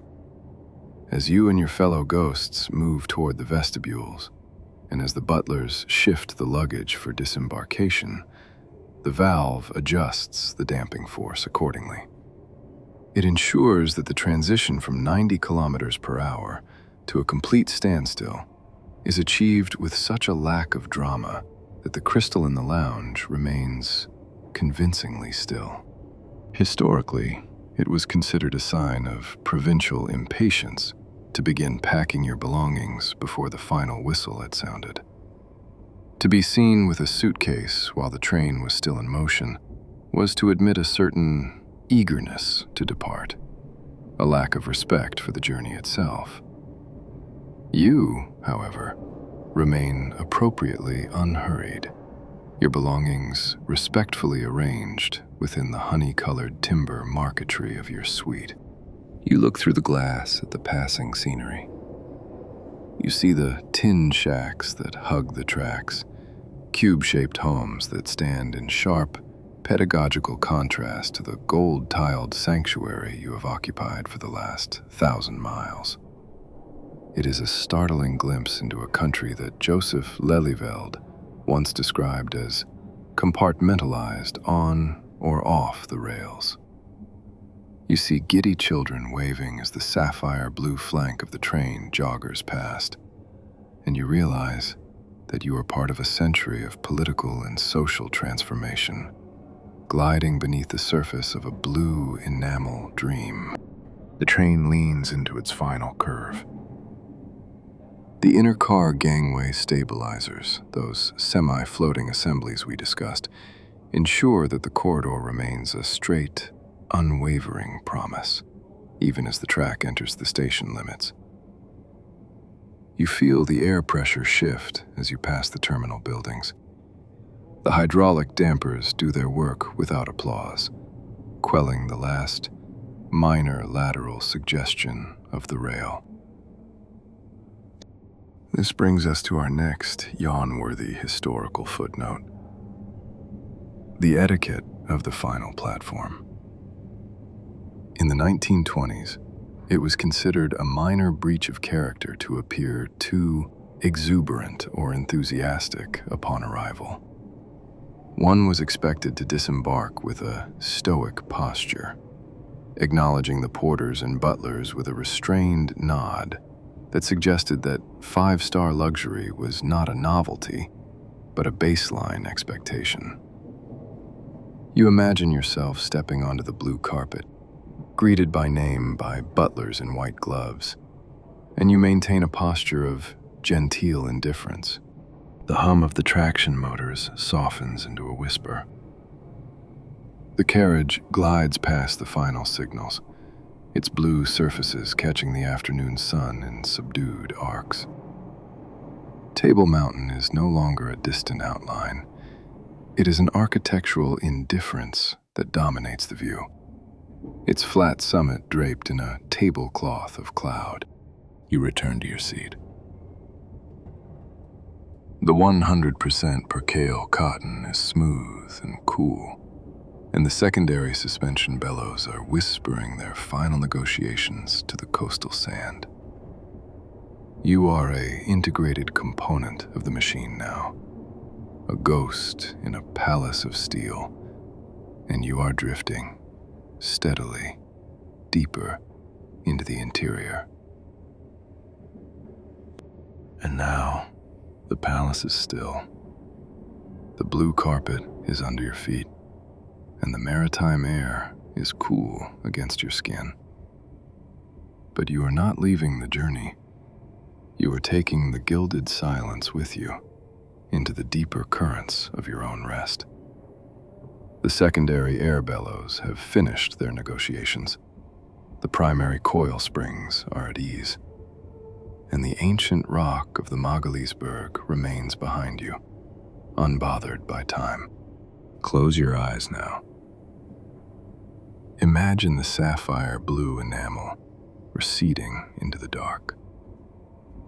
The rivets are satisfied with their symmetry.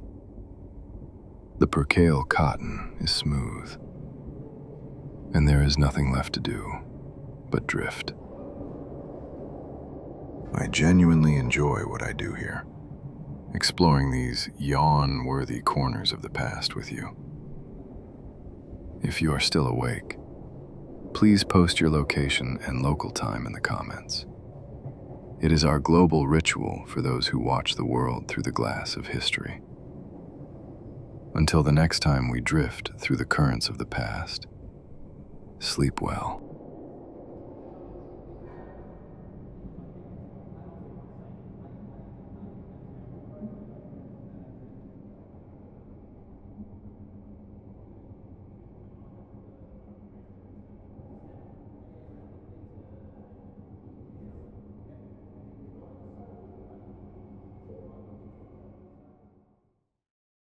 The air at Southampton Harbor on a late November evening does not simply rest. It hangs. It is a freezing, maritime suspension. A thick fog composed in equal measure of North Atlantic brine, the faint metallic tang of pulverized coal, and the biting chill of the English winter. You are standing on the edge of Pier 90, and the world around you feels deliberately obscured. The twilight has systematically stripped the color from the docks, leaving behind only a monochromatic canvas of gray mist and the pale, struggling halos of wrought iron gas lamps. The moisture settles on the heavy wool of your overcoat with a quiet, icy persistence.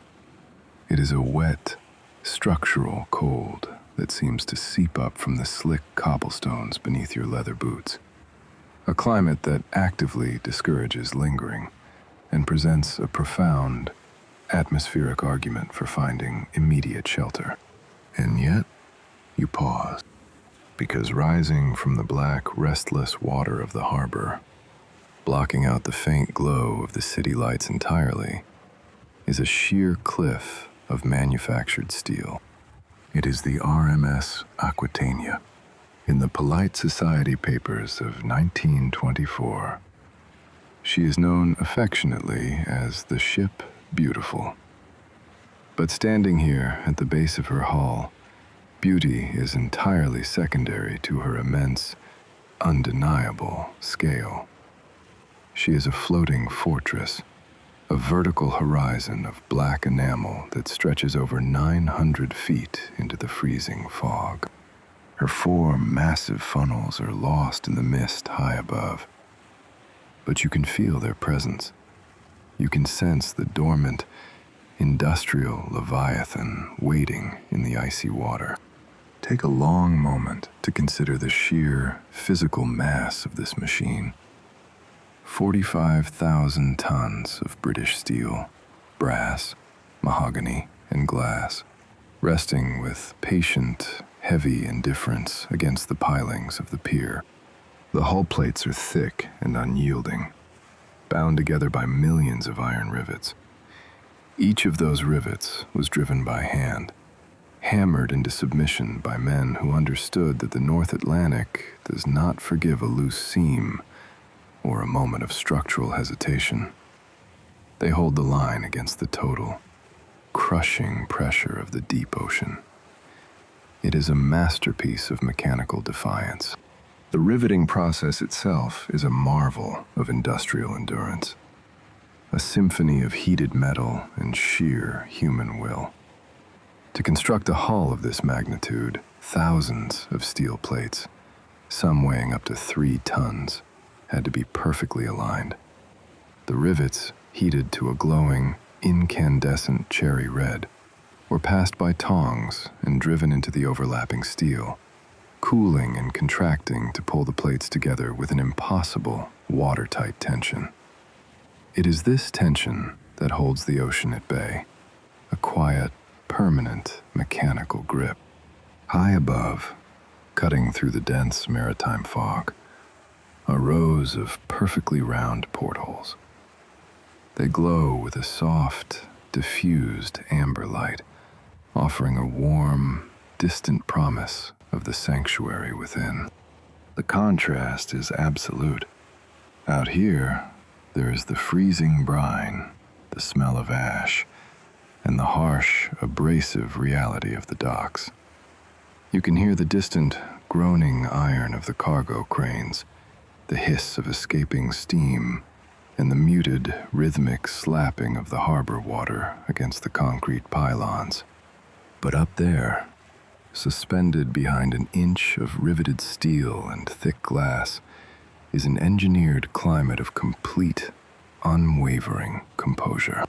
You take a slow, deep breath of the freezing air, feeling the cold seep through your leather gloves, a sharp reminder of the unforgiving void waiting just beyond the harbor, before you finally begin to walk forward.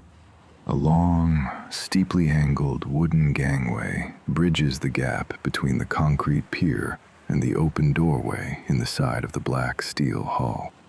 As you step onto the sloped boards, you feel the slightest, almost imperceptible shift beneath your weight. The thick wooden planks groan softly, a hollow, rhythmic sound that marks the physical transition between the solid reliability of the earth and the uncertain reality of the floating world. The gangway is enclosed by heavy canvas walls, keeping the worst of the biting wind at bay. But the draft still snaps at the fabric with a sudden, abrasive harbor gust. As you slowly ascend the incline, the chaotic noises of the dock begin to fall away, replaced entirely by the steady, methodical thud of your own footsteps on the wet wood.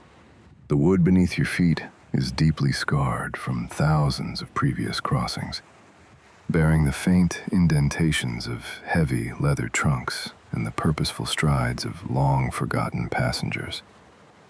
It is a temporary bridge, suspended over the black, freezing water, a fragile link between the permanence of England and the isolated, floating sanctuary of the ship. At the top of the ramp, the rectangular cut in the black steel hull radiates a deeply inviting, golden warmth. This is the first-class entrance port. It is not merely a door. It is a massive, brilliantly illuminated threshold cut directly into the heavy flank of the ship. 2 Cunard Line stewards wait at the entrance. They stand with a rigid, architectural stillness.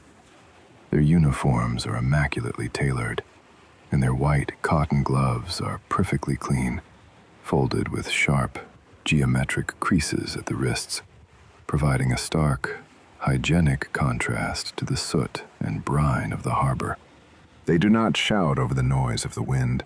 They do not rush. They offer a silent, measured nod, a gesture so entirely composed that it seems to lower the temperature of your own anxiety. It is here, before you cross the heavy brass sill, that we must consider our first yawn-worthy historical footnote of the evening: the deeply bureaucratic and utterly exhausting etiquette of the 1920s steamer trunk. In this golden era of transatlantic travel, crossing the ocean does not simply involve packing a bag. It is a highly orchestrated logistical campaign, governed by strict administrative rules. A proper first-class passenger travels with an armada of leather, brass, and vulcanized fiber. There are wardrobe trunks, hat boxes, portmanteaus, and heavy wooden crates. The physical construction of these trunks is a testament to the rigors of early travel.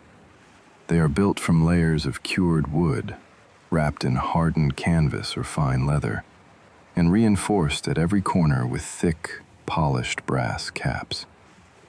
The brass is designed to absorb the brutal impacts of the cargo holds, while the interior is lined with delicate, patterned linen, featuring an intricate network of wooden hangers, velvet-lined drawers, and silk tie-downs. It is a portable, self-contained closet, engineered to endure the pitch and roll of the deep ocean without disturbing the crease of a single trouser leg. But the staterooms, as luxurious as they are, cannot possibly accommodate such a massive volume of luggage. Therefore, the Cunard Line enforces a strictly color-coded, intensely organized taxonomy of labels. Weeks before you even arrived at this freezing pier, your life was divided into 2 distinct psychological categories. The first category, governed by a brightly colored, heavily glued paper label, reads, "Wanted in stateroom." These specific trunks are engineered to precise dimensions, designed specifically to slide with a satisfying, frictional sigh underneath your brass bed. They contain the absolute necessities for a 6-day crossing: your evening wear for the grand dining saloon, your heavy tweeds for the promenade deck, your reading materials, and your sleeping attire. The second category, bearing a different, far colder directive, reads, "Not wanted on voyage." These immense, cavernous trunks are banished to the dark, freezing holds deep within the belly of the ship. They are entombed far beneath the waterline, completely inaccessible until the skyline of New York finally breaks the horizon. It was considered a minor tragedy and a sign of severe organizational incompetence to mistakenly pack one's dinner jacket in a trunk marked "Not Wanted on Voyage." To do so meant facing the unthinkable prospect of dining in simple daytime tweed, an error that the chief dining steward would pretend not to notice, while absolutely noticing. The glue used on these paper labels was notoriously permanent, a thick, starchy paste that bonded with the leather of the trunk, ensuring that the ship's bureaucracy outlasted the journey itself. There's something deeply soothing about this level of administrative control. The burden of deciding what you need has been formalized, categorized, and handled by men in white gloves. You are required only to exist. You assure the steward that your labels have been properly affixed, and your trunks are waiting in your cabin. He offers another discreet, approving nod. You step forward, and your leather shoe crosses the heavy brass threshold of the watertight bulkhead. The sensory shift is immediate, and it is profound. The freezing, damp fog of Southampton vanishes the exact second you clear the doorway. The chaotic noise of the harbor, the crying gulls, the groaning cranes, is instantly and permanently severed. You are enveloped in a sudden, heavy, velvet silence. This is not an accident. It is the architecture of insulation. Naval engineers have painstakingly layered cork, dense felt, and heavy timber between the outer steel hull and the interior walls to ensure that the violence of the outside world is reduced to a polite, distant rumor. The air inside the vestibule is temperate, dry, and completely still. It carries the faint, comforting scent of beeswax polish, pressed linen, and the subtle aroma of expensive pipe tobacco lingering in the heavy fabrics. You look down and notice that your footsteps make absolutely no sound. The steel decks have been covered in a thick, hand-woven Axminster carpet, colored in muted tones of burgundy and gold. The pile of the wool is so dense that it absorbs the physical weight of your arrival, erasing any residual echo of the docks. Walking here feels more like gliding. You look up at the walls. They are paneled in rare makore wood, an African mahogany specifically chosen not for its ability to reflect light, but for its capacity to absorb it. The grain of the wood is tight, deeply symmetrical, and polished to a low, honey-colored luster. It catches the amber glow of the frosted glass chandeliers in soft, diffused pools, creating a hushed, library-like reverence. The ceiling is adorned with intricate plasterwork, molded into delicate geometric patterns that draw the eye upward, further expanding the illusion of terrestrial space.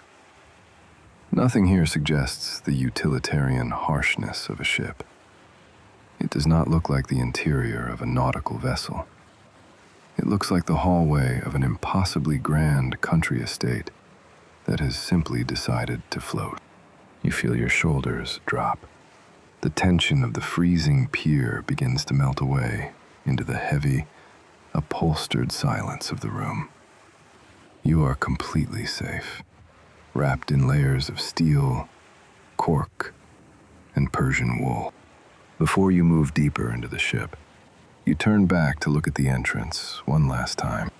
Two deckhands, moving with the unhurried precision of men who have performed this task 1,000 times, begin to secure the gangway door. This is not a standard door. It is a solid steel, watertight bulkhead, lined with a thick perimeter of industrial rubber, swinging on massive iron hinges that have been packed with heavy grease. With a slow, deliberate heave, they push the door shut. It moves with a smooth, silent glide until the rubber meets the steel frame. Then, they turn the heavy brass wheel in the center of the door, engaging the locking dogs one by one. You hear the deep, metallic clack of the steel mechanisms seating themselves into place, followed by the tight squeak of rubber compressing against metal. Each toggle locks into place with the finality of a bank vault. The seal is perfect. The harbor, the cold, and the chaotic reality of the English coast are permanently locked outside.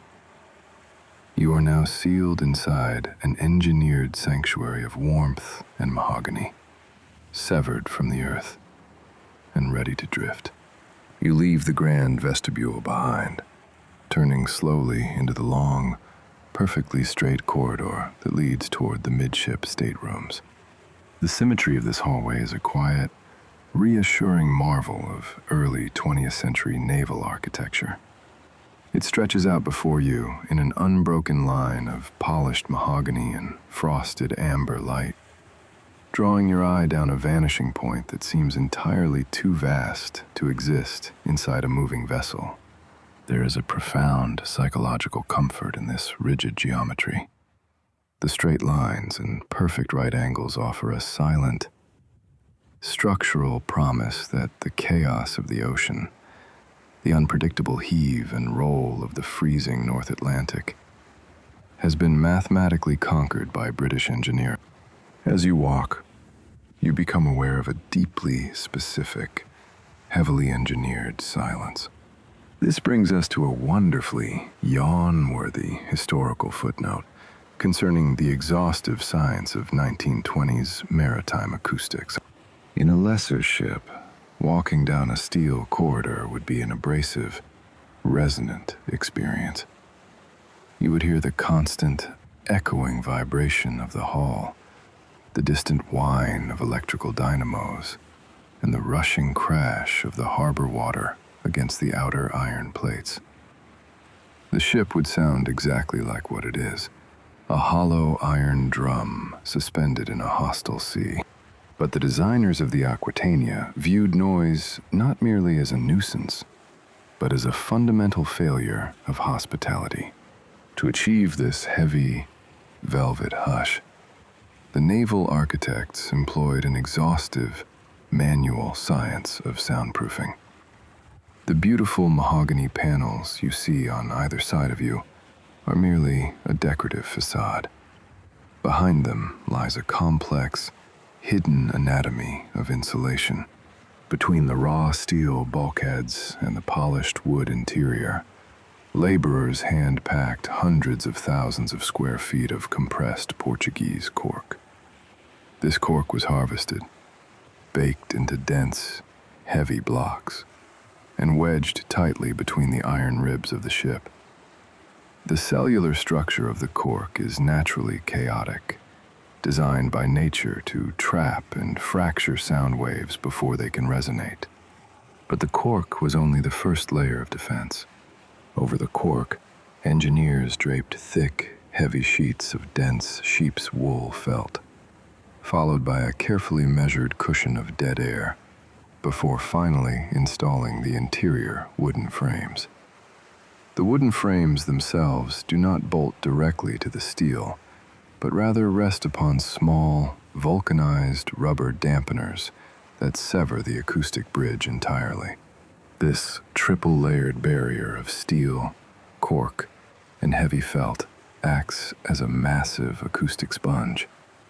It absorbs the high-frequency hiss of the freezing sea and dampens the low-frequency rumble of the ship's own internal machinery.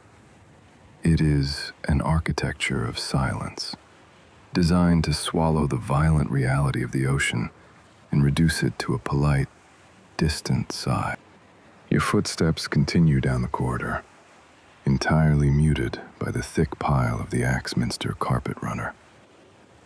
The wool is dyed in rich shades of burgundy and gold, weaving a complex floral pattern that distracts the eye from the sheer length of the hallway.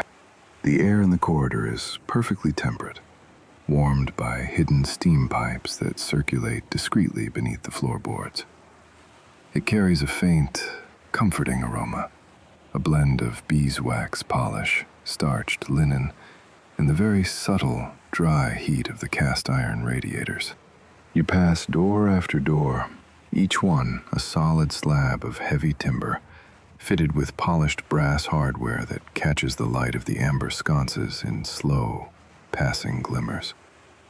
The doors are spaced with mathematical patience, each one guarding its own private sanctuary in the dark. Finally, You arrive at your own. You reach out and grasp the heavy brass handle of your stateroom door. The metal is cool to the touch, and it operates with a deeply satisfying, oiled precision. There is no rattle, no loose tolerance in the mechanism. As you press the latch, it yields with a heavy, metallic click, and the thick door swings inward on silent, perfectly balanced hinges. You step over the raised brass sill and close the door behind you.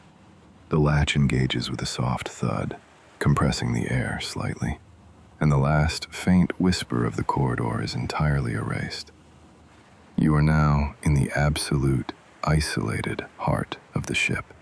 The stateroom does not attempt to mimic the nautical themes of older, less confident vessels. There are no exposed rivets here, no utilitarian bunks or swinging lanterns. The room is a curated, aggressively civilized argument against the freezing ocean waiting just beyond the hull. The lighting is subdued, provided by frosted amber sconces that cast a soft, honey-colored glow across the heavy mahogany wardrobe and the plush velvet armchair in the corner. Waiting for you, resting exactly where the white-gloved stewards promised it would be, is your heavy leather trunk, the paper label reading, "Wanted in stateroom," still gripping the brass-reinforced lid with bureaucratic stubbornness. But the true centerpiece of the room, and the ultimate symbol of transatlantic luxury, is the bed. This is not a mattress bolted to a steel bulkhead. It is a massive, freestanding bedstead forged from solid brass. The thick, cylindrical brass posts catch the amber light, reflecting it in warm, vertical bands. The metalwork is heavy and uncompromising, offering a visual anchor in the center of the room. You walk toward it, running your hand lightly along the edge of the mattress. The linens are a study in tactile indulgence. They are woven from the finest Sea Island cotton, a material prized in the 1920s for its impossibly long fibers and exceptional smoothness. The thread count is high, giving the fabric a cool, crisp finish that feels almost like heavy silk beneath your fingers. The sheets have been laundered, pressed with heavy irons, and tucked around the mattress with a rigid, military precision that refuses to wrinkle. Resting at the foot of the bed, folded into a perfect, symmetrical rectangle, is a heavy camel hair blanket. It is dense, fibrous, and carries a profound physical weight, waiting to provide a final layer of insulation against the imaginary chill of the ocean. To your right is a small writing desk, crafted from polished walnut. A heavy crystal inkwell sits in the center, flanked by thick, cream-colored Cunard-line stationery that will likely remain blank. Above the desk, a small, frosted amber sconce provides a dedicated pool of light, illuminating the deep, intricate grain of the wood. A tiny, almost invisible wooden lip runs around the perimeter of the desk, a quiet, structural acknowledgement that the table will soon be tilting against the horizon. It is a polite restraint, designed to prevent a dropped pen or a wandering glass from slipping onto the carpet during a heavy swell. You take off your heavy overcoat, hanging it in the cedar-lined wardrobe where the wood releases a faint, incredibly calming scent. You unlace your boots, leaving them resting on the thick carpet, and you sit on the edge of the mattress. It yields slowly, a deep, supportive compression of hand-tied steel coils and horsehair stuffing, engineered specifically to absorb the microscopic movements of the human body and the macroscopic movements of the ship alike. It does not swallow you, it holds you. The air in the room is still, smelling faintly of lavender and the dry, warm scent of heated brass. You look toward the far wall. There, Set deep into the steel plating is the porthole. It is constructed of thick, heavy marine glass, bolted shut with massive brass clamps. A heavy, burgundy velvet curtain has been drawn tightly across it, but left just slightly parted. The fabric is dense, pleated perfectly, serving as the final, soft barrier between your sanctuary and the industrial reality of the pier. You close your eyes for a moment, allowing the absolute stillness of the stateroom to settle over your thoughts. And then, the stillness changes. You do not hear the departure. You feel it. There is no dramatic blast from the ship's whistle to startle you. No sudden, violent lurch of steel. No shouting from the docks. The luxury of the Aquitania is defined by what it chooses to omit, and it has chosen to omit the vulgarity of a sudden departure.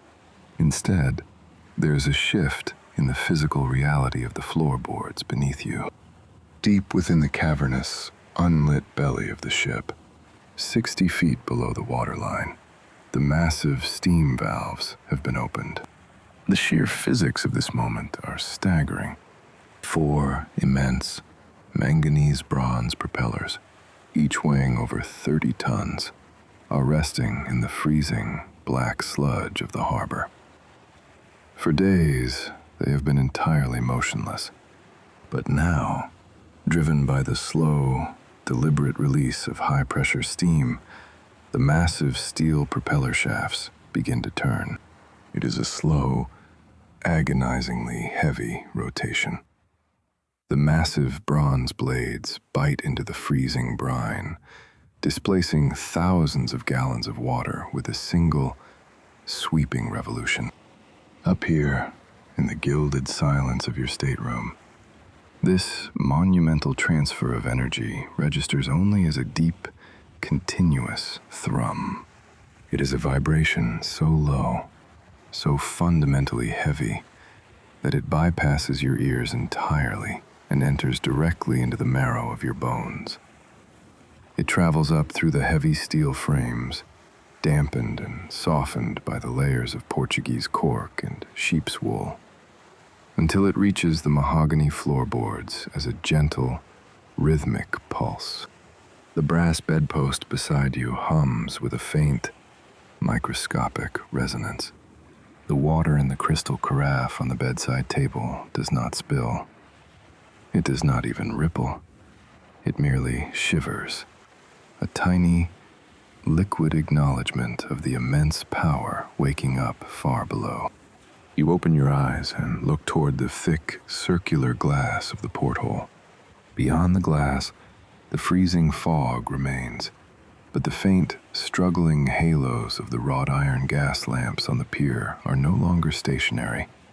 Very slowly, with a glacial, unhurried majesty, the lights of Southampton begin to slide backward into the mist. The gangways have been severed. The heavy mooring lines have been cast off and dropped into the black water. The physical tether to the continent has been quietly, permanently broken. The ship does not feel as though it is moving forward. Rather, it feels as though the entire mass of the earth is slowly being pulled away, leaving you suspended in a warm, perfectly lit pocket of mahogany and brass. The deep, rhythmic thrum of the turbines settles into a steady, heartbeat-like cadence. As the massive steel hull begins to push through the resistance of the harbor water, the ship flexes. It is an intentional design. A rigid ship would shatter under the immense pressure of the ocean. The naval architects designed the superstructure to bend and yield, to negotiate with the water rather than fight it. The polished mahogany panels in the corridor, the walnut writing desk, the wooden floorboards beneath your bed, they all begin to groan very softly. It is a slow, drawn-out, creaking sound, like a heavy wooden door opening in slow motion. It is the sound of the ship settling into its own enormous weight. A structural sigh that will accompany you for the next 6 days.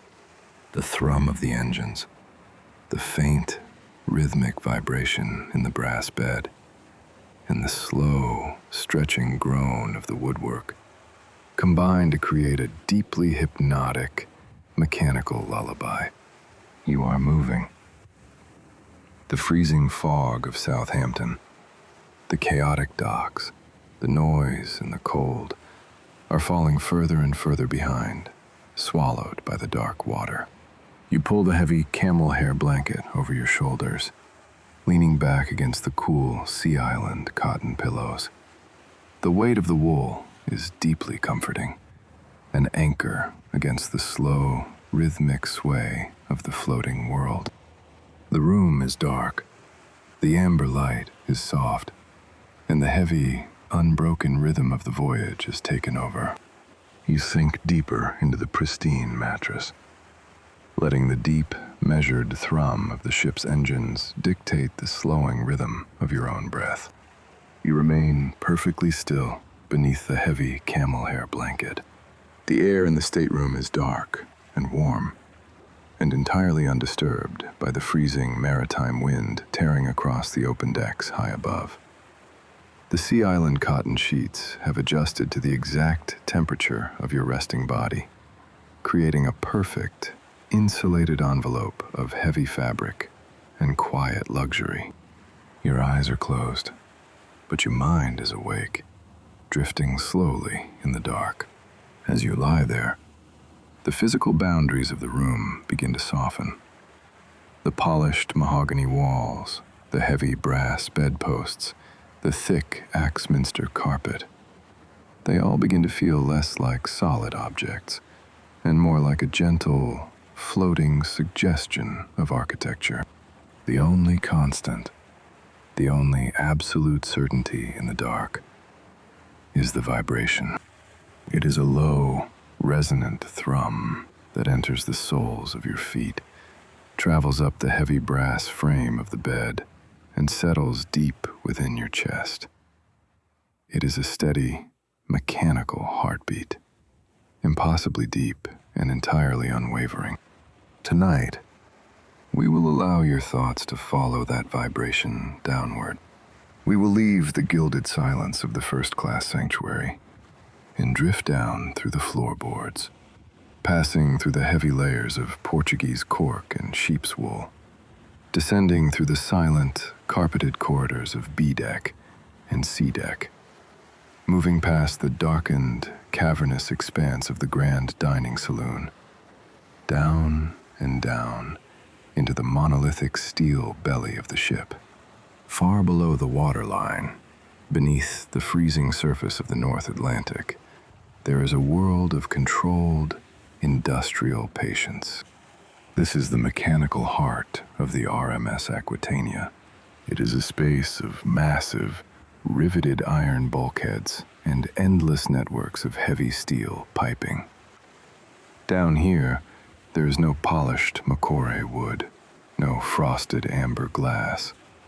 There is only the raw, functional reality of early 20th century thermodynamics.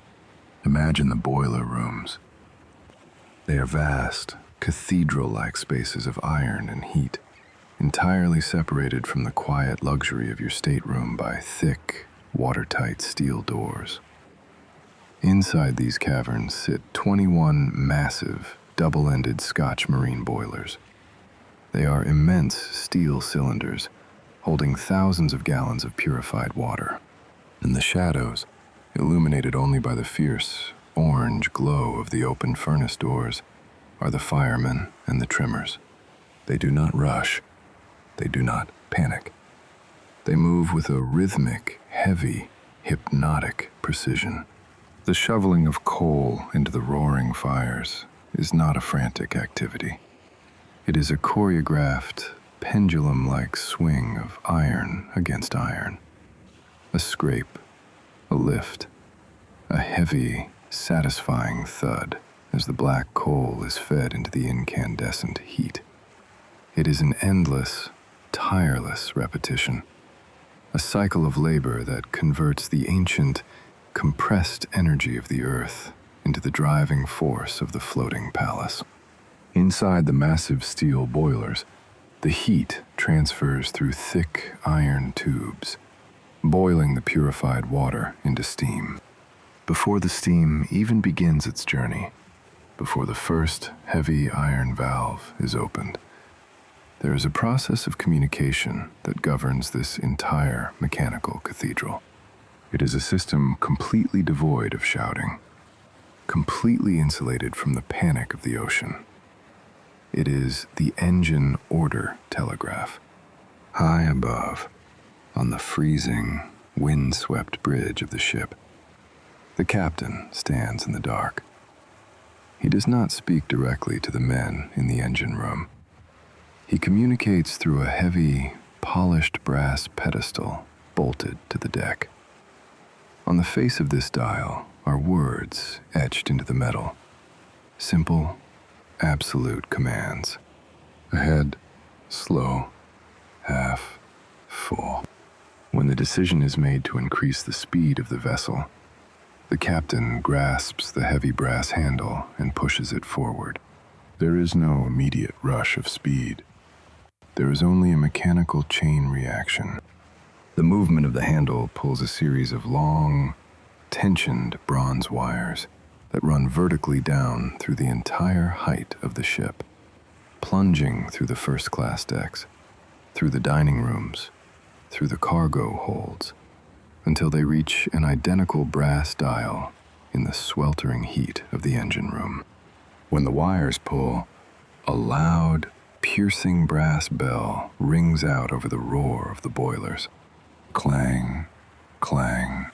The engineer on duty, a man wearing a heavy canvas apron and carrying a cotton rag to wipe the grease from his hands, does not rush.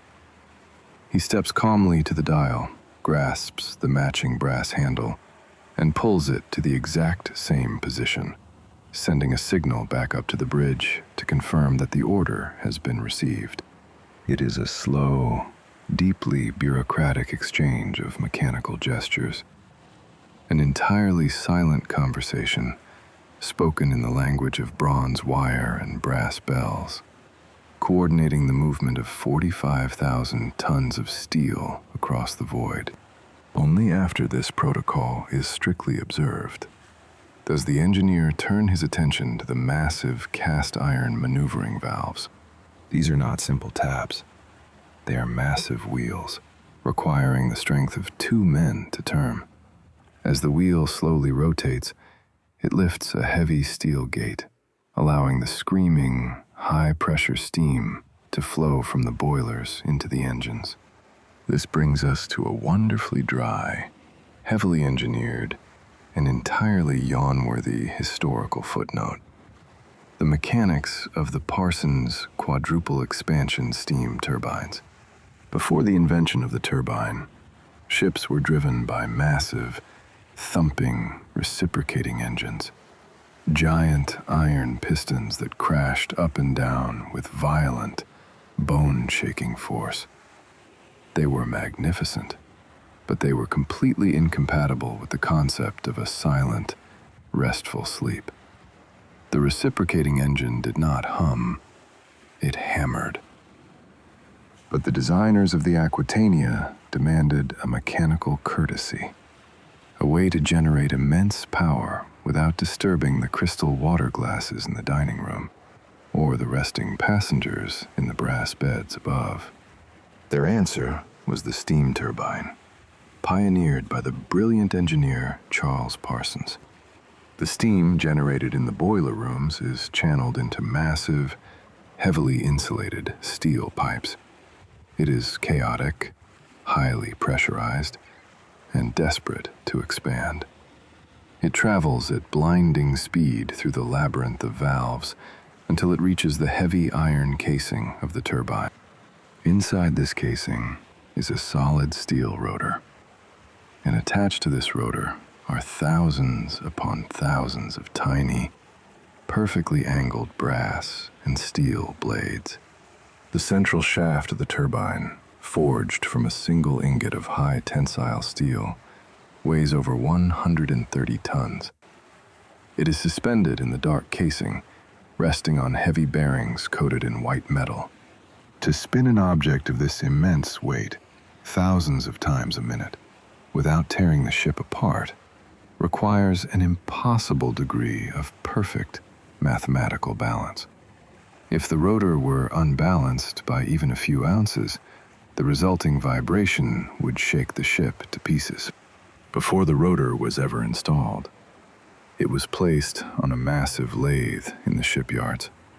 For weeks, master machinists used microscopic instruments to measure the balance of the steel.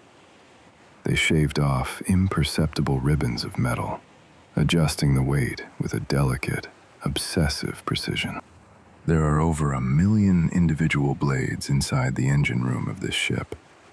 Each one was fitted by hand, slotted into the heavy steel rotor. They were bound together with silver wire and soldered into place to ensure they could withstand the terrifying centrifugal force of the spin. When the high-pressure steam enters the turbine, it strikes the first row of blades, forcing the rotor to spin. The steam then expands, cooling slightly, and moves to the next row of slightly larger blades, and the next, and the next. The steam does not simply push these blades. It flows through them in a highly engineered aerodynamic dance. The blades are curved like the wings of a bird, designed to capture the exact maximum amount of kinetic energy from the vapor before letting it pass. The violent, chaotic energy of the boiling water is captured, mathematically divided, and transformed entirely into smooth, continuous, unyielding rotational force. There is no crashing piston. There is no violent change of direction. There is only a seamless, endless spinning. It is an environment of absolute extremes. The steam entering the high-pressure turbine is superheated, blistering enough to melt lead. But as it expands through the intermediate and low-pressure turbines, it cools rapidly. By the time it reaches the massive vacuum condenser, it is little more than a lukewarm mist. The condenser is a marvel of maritime resourcefulness. It is a massive iron chamber filled with thousands of thin brass tubes. Through these tubes, the freezing black water of the North Atlantic is constantly pumped. The exhausted steam hits the freezing brass, instantly condensing back into liquid water. This creates a massive vacuum, a complete absence of pressure that actually pulls the steam through the final stages of the turbine, extracting the very last fraction of energy. It is an act of engineering that literally uses the freezing hostility of the ocean to pull the ship forward. The condensed water is then collected, filtered to remove any microscopic traces of lubricating oil, and pumped silently back into the massive Scotch boilers to begin the cycle again. It is a closed, perfect, unending thermodynamic loop, a closed loop of heat, motion, and polite, mathematical rotation. But this creates a profound engineering dilemma. The steam turbine is incredibly efficient, but it spins at a terrifying velocity, thousands of revolutions per minute. If you were to connect this rapidly spinning turbine directly to the propeller would simply carve a useless, chaotic hole in the water, generating absolutely no forward momentum. The frantic speed of the turbine must be calmed. The high-pitched whine of the spinning brass blades must be translated into a slow, heavy, majestic push. To achieve this, the engineers installed the reduction gears. Imagine a set of interlocking steel wheels, so large they dwarf the men who built them. They are housed inside massive cast iron casings, entirely sealed off from the outside world.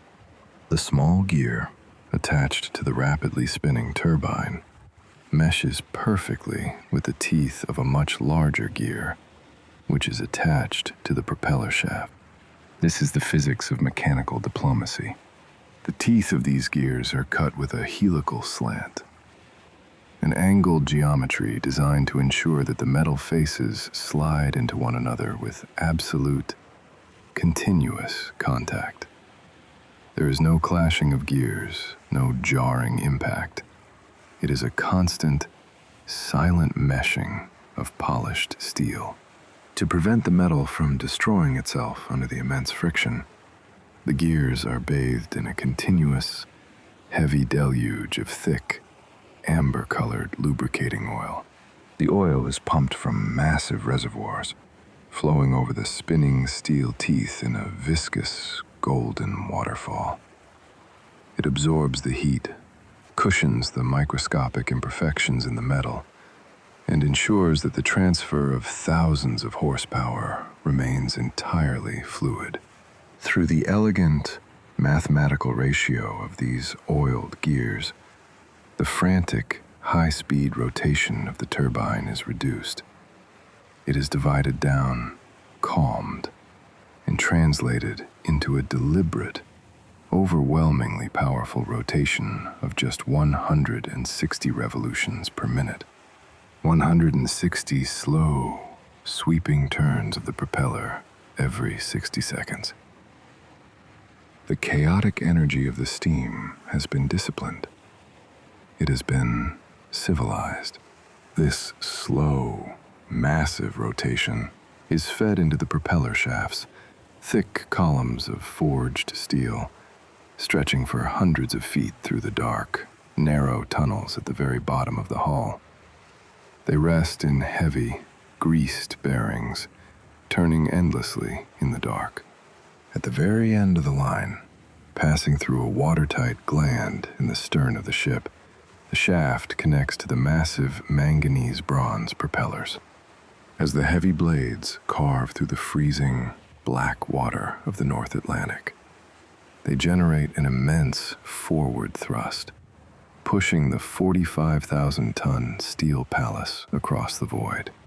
But according to the laws of physics, every action has an equal and opposite reaction. The ocean resists the propeller, pushing back with millions of pounds of force. If this force were left unchecked, the propeller shaft would act like a giant steel spear, driving itself straight forward and tearing the engines apart. To prevent this, the engineers designed the thrust block. It is a massive, heavily reinforced iron collar, anchored directly to the strongest structural ribs of the ship's hull. Inside the collar, a series of thick steel rings on the spinning shaft press against stationary pads coated in white metal and flooded with heavy oil. The thrust block absorbs the entire, staggering weight of the ocean's resistance. It takes the violent, chaotic push of the propellers and distributes it smoothly and evenly into the steel skeleton of the ship itself. It is the thrust block that finally translates the burning of coal into the forward motion of your brass bed. And it is the thrust block that sends that deep, resonant vibration traveling up through the steel ribs of the hull. This is the exhaustive, invisible effort required to afford you the luxury of lying completely still. The men in the stokehold, the heavy bronze telegraph wires, the millions of silver soldered brass blades, the massive reduction gears bathed in golden oil, and the heavy bronze propellers carving into the freezing sea. They are all working in a synchronized, mechanical symphony, entirely dedicated to the preservation of your comfort. Your mind begins to drift slowly upward, leaving the heat and the oil of the engine rooms behind. You rise back up through the cavernous, unlit dining saloons, through the thick, deadening layers of cork and sheep's wool, up through the burgundy Axminster carpets of the first-class corridors, until you return quietly to the warm, dark sanctuary of your stateroom. The violent energy of the boilers, the frantic spinning of the turbines, and the massive, crushing forces of the thrust block have all been filtered, dampened, and reduced to a polite, distant rumor. By the time that energy reaches the mahogany floorboards beneath you, it is nothing more than a gentle, rhythmic pulse in the heavy brass frame of your bed. It is a mechanical lullaby, engineered over decades, crafted by thousands of hands, all to ensure that your sleep is deep, continuous, and entirely undisturbed by the reality of the freezing ocean outside your porthole. You take a slow, deep breath, feeling the heavy camel hair blanket rise and fall. Your heart rate begins to slow, matching the patient, unhurried rhythm of the oiled gears far below, drifting deeper and deeper into the heavy, gilded silence of the night. You remain resting in the heavy, gilded silence of your stateroom, anchored securely within the warm brass frame of your bed. The ship continues its slow, mechanical breathing beneath you. The deep, unyielding rotation of the turbines pushes the immense steel hull through the freezing void, while the layers of Portuguese cork and thick sheep's wool keep the reality of the ocean entirely at bay. But in the quiet isolation of the deep night, your mind begins to wander. You imagine leaving the heavy, insulated sanctuary of your cabin. You imagine rising from the crisp Sea Island cotton, pulling a heavy wool dressing gown over your shoulders, and stepping out of the mahogany doorway. You walk slowly down the dimly lit, perfectly symmetrical corridors of A deck. The thick burgundy Axminster carpet completely absorbs the sound of your imaginary footsteps, offering a soft, muted resistance against the soles of your shoes. The frosted amber sconces cast their familiar, honey-colored pools of light, guiding you through the sleeping palace. At the very end of the long corridor, there is a heavy door constructed of solid oak and reinforced with thick plates of polished brass. You push the heavy brass handle downward. The door opens outward with a soft, pneumatic sigh, and you step across the raised steel threshold, leaving the carpeted interior of the ship behind, and entering the first-class enclosed promenade. The environment here is subtly different. It is a transitional space, a carefully engineered buffer zone that exists exactly halfway between the luxurious, climate-controlled interior of the ship and the lethal, freezing violence of the North Atlantic. The air on the promenade is remarkably cooler, carrying the sharp, undeniable scent of salt brine and marine varnish. The temperature is strictly managed by heavy, cast-iron steam pipes running discreetly along the inner bulkheads, ensuring the air is crisp and invigorating, but never freezing. You look down at the floor beneath your feet. The thick wool carpets have been replaced by the flawless, rigid geometry of the promenade deck. It is constructed entirely of solid Burmese teak. Teak is a heavy, dense, tropical hardwood, chosen by naval architects for its profound natural resistance to salt water and its incredible physical durability. But the planks do not simply rest against one another. They are laid in perfectly straight, parallel lines that follow the subtle curve of the ship's hull, separated by thin strips of black marine pitch.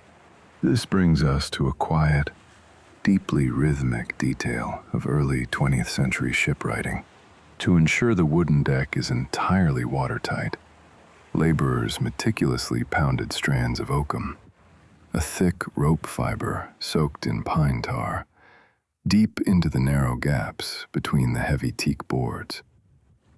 Once the oakum was hammered tightly into place with a heavy wooden mallet and a caulking iron, The men poured boiling black pitch over the seams, sealing the deck against the corrosive moisture of the sea. Every single morning at dawn, long before the first-class passengers awaken, a crew of sailors scrubs this massive expanse of wood on their hands and knees. They use heavy blocks of sandstone, known in the nautical world as holy stones, grinding them rhythmically back and forth across the wet timber. The friction of the heavy stone, combined with the abrasive grit of salt water and sand, bleaches the teak to a pale, bone-white perfection, leaving the deck impossibly smooth and completely level. You walk slowly across the pristine wood, listening to the faint, hollow echo of your leather slippers. To your left is the solid steel wall of the ship's superstructure, painted in a thick, glossy white enamel that catches the dim light of the overhead amber bowl. To your right is the edge of the world.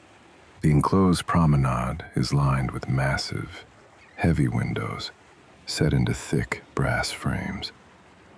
You walk toward the glass, stopping just a few inches away from the cold, transparent barrier. Because it is the middle of the night, the glass acts as a dark mirror, reflecting the soft amber lamps of the promenade and the faint, ghostly outline of your own silhouette. But if you press your face close to the pane, shielding your eyes from the interior light, the reflection vanishes, and you are confronted with the absolute, terrifying reality of the North Atlantic. There is nothing out there. It is a pitch-black, bottomless void. The ocean at 2 o'clock in the morning does not have a horizon. The freezing black water simply merges with the freezing black sky in an endless, suffocating darkness. You cannot see the waves, but you can sense their immense, crushing weight. You can see the sudden, violent bursts of white foam as the heavy steel bow of the Aquitania shears through the massive ocean swells, throwing thousands of gallons of freezing brine into the air. The spray hits the thick marine glass just inches from your face. A sudden, silent splattering of salt water that streaks slowly down the pane. The contrast is staggering. Just a fraction of an inch beyond that cold glass is a chaotic, freezing wilderness that would extinguish human life in a matter of minutes. But here, standing on the pale teak floorboards, the air is warm. The amber lights glow with a steady, bureaucratic patience. The deep, unyielding thrum of the Parsons turbines hums faithfully beneath your feet. You are entirely safe, insulated from the void by British steel and mathematical precision. You turn away from the dark window, letting the ocean recede into the background of your mind. Lined up against the inner white bulkhead, running the entire length of the seemingly endless promenade, is a perfectly straight row of empty wooden deck chairs. In the bright, freezing sunlight of the afternoon, this deck is the absolute epicenter of high society. But now, in the heavy silence of the night, the chairs sit empty, their slatted wooden frames folded neatly backward in a state of quiet, geometric rest.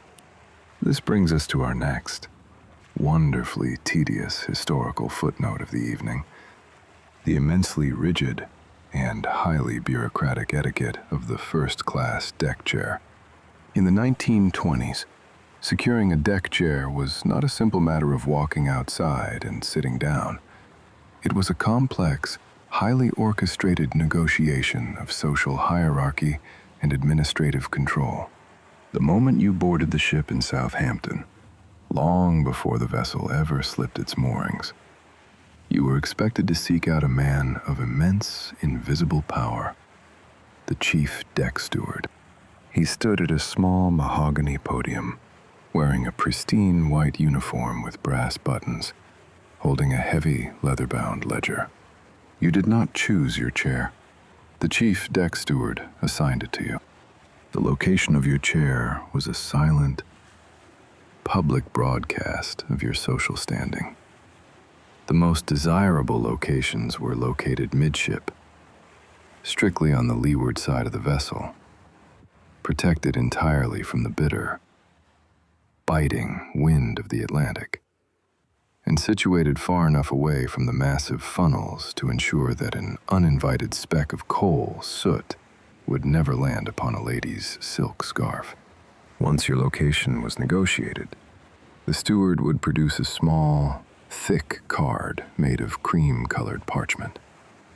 He would write your name in careful, looping calligraphy and slide the card into a small brass frame bolted directly to the top of the wooden chair. For the next 6 days, that specific arrangement of beech wood and brass was your personal, heavily defended territory.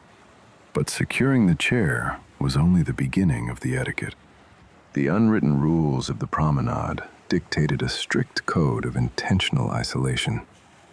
When you occupied your chair, you were inevitably placed mere inches away from another passenger, sharing the same freezing ocean air and the same pale teak floorboards.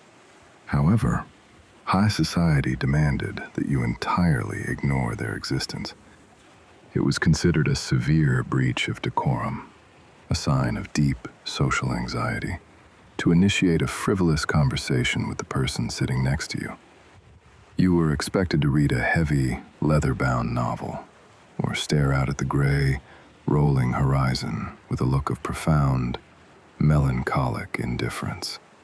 If a neighbor attempted to break the silence with an unsolicited observation about the weather, it was entirely permissible, and, in fact, encouraged, to deliver the cut direct, a slow, unblinking stare that communicated an absolute refusal to engage, before returning your eyes to the sea. The deck chair was a sanctuary of shared, orchestrated isolation, a place where the elite could rest, entirely unburdened by the exhausting demands of terrestrial conversation. But the most physically comforting ritual of the promenade, and the one that requires the most precise architectural description, is the process of actually sitting down. In the freezing wind of the North Atlantic, one does not simply recline in a wooden chair. One must be properly insulated. When you approached your reserved chair in the afternoon, a deck steward would immediately materialize from the shadows. He did not speak. He carried a massive, incredibly heavy blanket, woven from pure Scottish wool, or thick, undyed camel hair. The weight of this blanket is difficult to overstate. It was a dense, fibrous shield, designed to trap the body's natural heat and completely deflect the freezing maritime draft. You would recline into the angled wooden slats of the chair, and the steward would begin the ritual known in the nautical world as the mummy wrap. It was a process of precise, origami-like folding. First, he would drape the heavy wool over your lap, letting the thick fabric fall entirely over your legs and feet. Then, with a practiced sweeping motion, he would lift your leather boots slightly, folding the heavy fabric tightly underneath your heels, ensuring that not a single draft of freezing air could enter from the bottom. Next, he would pull the edges of the blanket taut, wrapping them firmly around the sides of your calves and your thighs, tucking the heavy wool deep into the narrow space between your body and the wooden armrests. Finally, he would smooth the top of the blanket flat across your chest, pinning the edges beneath your elbows. You were entirely immobilized. Your arms were pinned, your legs were bound, and your feet were sealed in a heavy, fibrous cocoon of extreme warmth.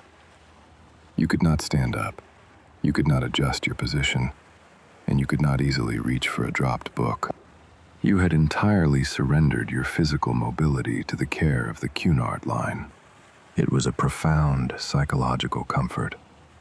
The sheer physical weight of the heavy wool pressing down on your chest and legs acted as a deep, grounding anchor against the slow, rhythmic tilting of the ship. Immobilized in the heavy tartan fabric, with the freezing sea wind biting at your cheeks and the warmth of the wool radiating through your layers of tweed, you were forced to simply exist. You were forced to watch the endless, hypnotic rolling of the gray waves and listen to the muffled, rhythmic crashing of the water against the steel hull. If you required sustenance, you did not leave your chair. You simply waited. At exactly 11 o'clock every morning, a procession of stewards would emerge onto the freezing deck carrying heavy silver trays loaded with delicate porcelain cups of steaming beef bouillon. It was a dense, salty, restorative liquid, believed by the medical authorities of the era to fortify the constitution against the rigors of the sea air. You imagine the absurdity of it all. Dozens of the wealthiest, most powerful people in the world, bound tightly in heavy wool, staring blankly at a freezing ocean, sipping salty beef broth in absolute collective silence. But now, as your mind wanders through the empty promenade in the dead of night, the stewards are gone. The heavy camel hair blankets are folded and locked away in dark mahogany cabinets. There is only the empty, polished teak. The long shadows cast by the amber bulbs, and the terrifying, pitch-black void of the ocean just beyond the thick marine glass. You stand in the empty space, feeling the slow, majestic rise and fall of the ship beneath your feet. The bow lifts slowly as it encounters a massive ocean swell, hovering for a long, suspended second at the apex of the wave before beginning its long, deliberate descent into the trough. It is a slow, mathematical pendulum, the rhythm of a floating palace navigating the deep. The heavy teak decking groans softly under the shifting weight, a deep, structural sigh that echoes quietly down the long, empty corridor of the promenade. You feel the cold radiating faintly from the glass window, and you realize how deeply you appreciate the heavy, insulated warmth of your stateroom. Your imaginary walk comes to an end. Your thoughts drift away from the empty wooden chairs, leaving the freezing void of the Atlantic behind the heavy, watertight doors. And you let your mind return to the soft, yielding comfort of your brass bed. The heavy camel hair blanket is resting securely over your chest. The frosted amber sconce casts its faint, honey-colored glow. The Parsons turbines continue their deep, unyielding thrum far below the floorboards. You take a slow, deep breath of the warm, lavender-scented air, letting the heavy, organized isolation of the ship lull you deeper and deeper into the quiet architecture of sleep. Your physical body remains perfectly anchored in the deep, heavy warmth of the brass bed. The camel hair blanket rests firmly across your chest, rising and falling with the slow, measured rhythm of your breath. The frosted amber sconce on the mahogany wall continues its silent vigil, casting a faint, honey-colored outline against the velvet darkness of the stateroom. Far below the thick Axminster carpets, the Parsons steam turbines maintain their endless, unyielding rotation. It is a deep, mechanical heartbeat that vibrates softly through the soles of your feet, a constant reminder that the ship is pushing relentlessly through the freezing void of the North Atlantic. But as you lie there, perfectly still and entirely safe, your mind continues its slow, drifting exploration of the floating palace. You imagine leaving the heavy, insulated quiet of your cabin once more. You let your thoughts drift out into the perfectly symmetrical corridors of A deck, passing the closed mahogany doors of the other sleeping passengers, and moving slowly toward the grand, sweeping curve of the first-class staircase. The descent is a masterpiece of quiet architecture. The staircase is an immense, sweeping spiral of wrought iron and polished oak, curving downward with an elegance that seems to defy the structural limitations of a steel hull. Your imaginary footsteps make absolutely no sound on the thick runner, and the only noise in the vast, empty stairwell is the faint, rhythmic groaning of the ship's massive timber frame as it flexes against the ocean swells. You are moving down into the very center of the floating world. At the bottom of the staircase, you stand before a set of towering, double doors, crafted from solid walnut and inlaid with delicate, golden brass filigree. They are closed for the night, sealing off a room that, only hours ago, was the vibrant, chaotic epicenter of transatlantic society. You push the heavy brass handles, and the doors swing inward with a slow, pneumatic hiss, revealing the absolute, breathtaking scale of the first-class dining saloon. It is impossible to overstate the physical dimensions of this space. In a world defined by the claustrophobic, utilitarian constraints of maritime engineering, the designers of the Aquitania carved out a cavernous, three-story void right in the center of the ship's hull. The ceiling soars high above you, vaulted and decorated with intricate, classical plasterwork depicting the triumphs of Neptune. The walls are paneled in pale, ivory-painted wood, intricately carved with the delicate, symmetrical motifs of the Louis XVI style. Great fluted columns rise from the floor to support the ceiling, their capitals adorned with gold leaf that catches the faint, ghostly light of the moon. High above, crowning the center of the room, is a massive, arched skylight constructed of wrought iron and thick, frosted marine glass. Because it is the middle of the night, there is no sunlight pouring down to illuminate the pale boiserie paneling.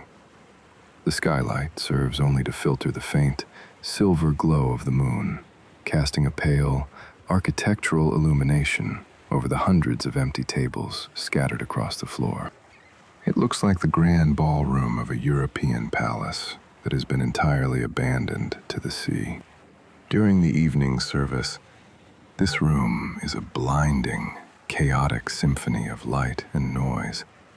It is filled with the clatter of heavy silver, the sharp ring of crystal, the hum of hundreds of performative conversations, and the bright, sweeping melodies of the ship's orchestra playing from a raised mahogany balcony. But now, at 3 o'clock in the morning, the saloon is entirely empty. It is a silent, sleeping cathedral of gastronomy.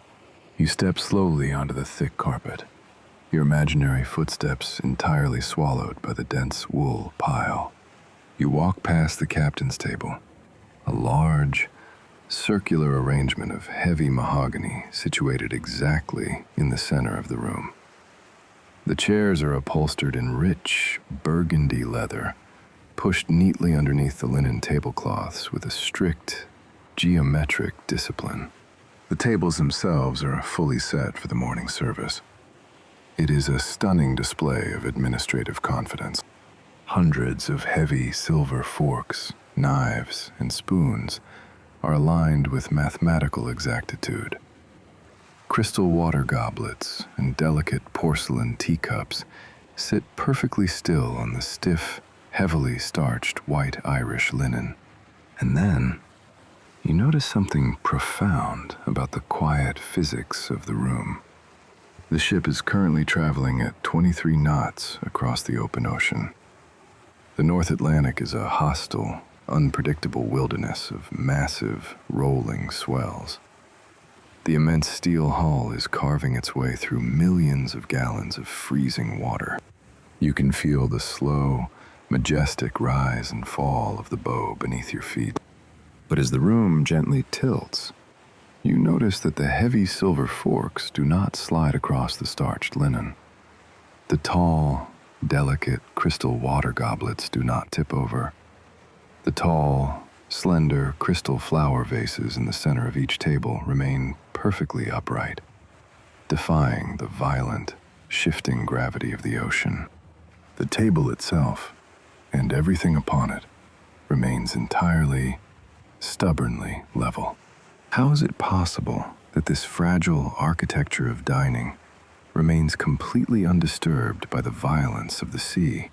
This requires a wonderfully dry, highly technical, and deeply yawn-worthy explanation of early 20th century naval stabilization. The most terrifying, nausea-inducing motion a ship can experience is not the slow, forward pitching of the bow, but the lateral roll. It is that sudden, chaotic tilting from port to starboard, a violent sideways sway that sends luggage crashing across staterooms and shatters hundreds of plates in the galleys below. To prevent the Aquitania from rolling in the heavy seas, the naval architects employed two distinct methods of mechanical diplomacy. The first, and the most rudimentary, is the installation of bilge keel. If you were to let your mind sink deep into the freezing, black water beneath the ship, you would see them.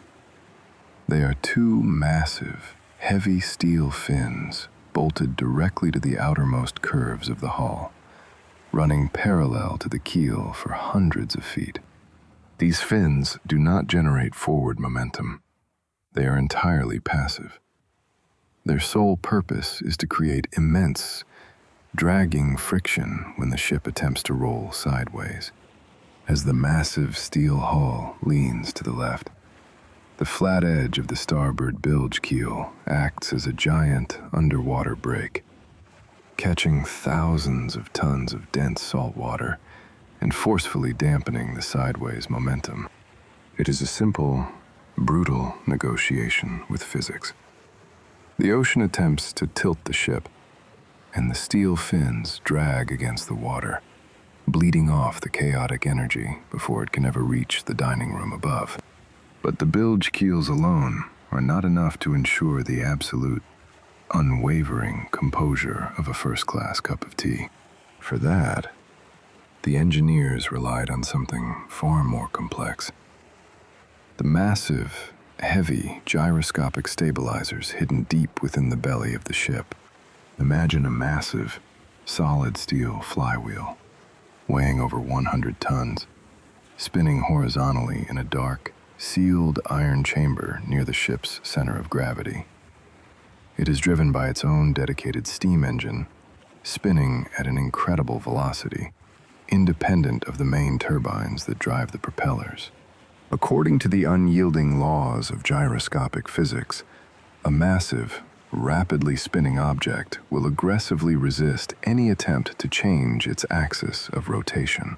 When a massive ocean wave strikes the side of the hull, attempting to force the ship into a violent roll, the immense, spinning mass of the gyroscope fights back. The steel wheel refuses to tilt. It absorbs the kinetic energy of the wave, transferring that massive, stabilizing counterforce directly into the heavy iron ribs of the ship through a series of hydraulic rams.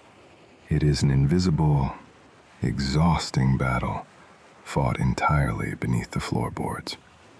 The freezing ocean crashes against the steel plates, and the 100-ton spinning wheel silently, stubbornly refuses to yield. The engineers referred to this calculated elimination of movement as maritime courtesy. The result of this massive mechanical labor is the eerie, perfect stillness of the crystal goblet resting on the table in front of you. You look closely at the glass. The faint, silver moonlight catches the rim. The glass does not move, but the liquid inside it does. there is a very slow, microscopic shifting of the water level. It rises half an inch on the left side of the glass, hovers for a long, suspended moment, and then slowly recedes, rising on the right side. It is a tiny, liquid metronome, silently keeping time with the vast, rolling rhythm of the ocean outside. This delicate, microscopic motion brings us to our next, heavily bureaucratic footnote of 1920s high society: the immensely rigid and highly stressful etiquette of consuming soup on the North Atlantic. In the grand dining saloons of the era, dinner was not merely a meal. It was an exhausting, multi-course theatrical performance, governed by unwritten laws of profound social anxiety. And the absolute peak of this anxiety, the true test of a passenger's refinement, occurred during the soup course. The first-class menu regularly featured a clear, scalding hot consommé royale, or a heavy cream of asparagus, served in shallow, wide-brimmed porcelain bowls, adorned with a single gold leaf stripe. When the ship encountered a particularly heavy swell, one that even the massive spinning gyroscopes could not entirely suppress, the deck would begin to tilt. Very slowly, the mahogany table, the white linen, and the porcelain bowl would angle against the horizon. The hot soup would begin to slide dangerously close to the gilded edge of the porcelain rim. The unwritten rule of the dining room was absolute. You must never, under any circumstances, acknowledge the movement of the ship. To gasp, to reach out and steady your bowl with a panicked hand, or to make a sudden, unseemly comment about the rolling waves, was considered a catastrophic breach of decorum. It was an admission of terrestrial weakness, a sign that you lacked the stoic, maritime constitution required of the elite. You were expected to continue your polite, muted conversation about the fluctuating price of steel or the quality of the string quartet, while acting entirely oblivious to the fact that the architecture of the room was actively fighting gravity. But physics demands a solution. If you did nothing, the soup would spill across the pristine white tablecloth, an equally humiliating disaster that would instantly summon a horrified, white-gloved steward bearing a fresh linen napkin. The accepted, highly delicate solution to this problem was a precise physical maneuver. As the ship began its slow, inevitable roll to the starboard side, sending the hot broth rushing toward the right edge of the bowl, the refined diner would casually, almost imperceptibly, lift the right edge of their porcelain bowl with the very tips of their fingers. You did not lift the bowl into the air. You simply altered its geometry relative to the table. You were expected to tilt the bowl with the roll of the ship. This was a highly scrutinized action. To tilt the bowl artificially away from the roll, or to pull it toward your own chest, was considered an act of profound greed, a visual metaphor suggesting a desperate eagerness to consume the broth. Instead, you gracefully tilted the porcelain in harmony with the ocean, artificially maintaining a perfectly level horizon for the liquid inside, while using your heavy silver spoon to scoop the broth away from your body. This was not merely a practical adjustment. Tilting your bowl with the roll of the ship was considered a sign of true moral fortitude. It demonstrated an innate, aristocratic mastery over your environment. You were acting as your own human gyroscope, calculating the pitch and yaw of the North Atlantic, while maintaining a look of bored, polite disinterest. As the ship slowly righted itself, you would smoothly, seamlessly lower the bowl back onto the saucer, ensuring that the bottom of the porcelain made absolutely no sound against the silver. It was a constant, microscopic negotiation, a physical dance of extreme subtlety performed entirely below the eye line of your dining companions. You would tilt the bowl, take a measured, silent spoonful of broth, lower the bowl, wipe your mouth with the heavy linen napkin, and continue discussing the weather in London. To successfully consume an entire bowl of consommé royale during a North Atlantic gale without spilling a drop, and without ever once breaking the flow of a tedious conversation, was considered a mark of supreme moral fortitude. It proved that your composure was stronger than the ocean itself.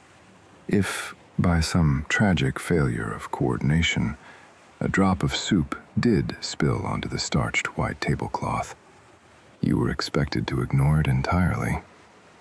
To attempt to dab at the stain with a napkin was to draw attention to the failure. Instead, a dining steward would immediately materialize from the shadows, place a crisp, folded white linen napkin directly over the spill with a silent, ghost-like efficiency, and vanish before the conversation even paused.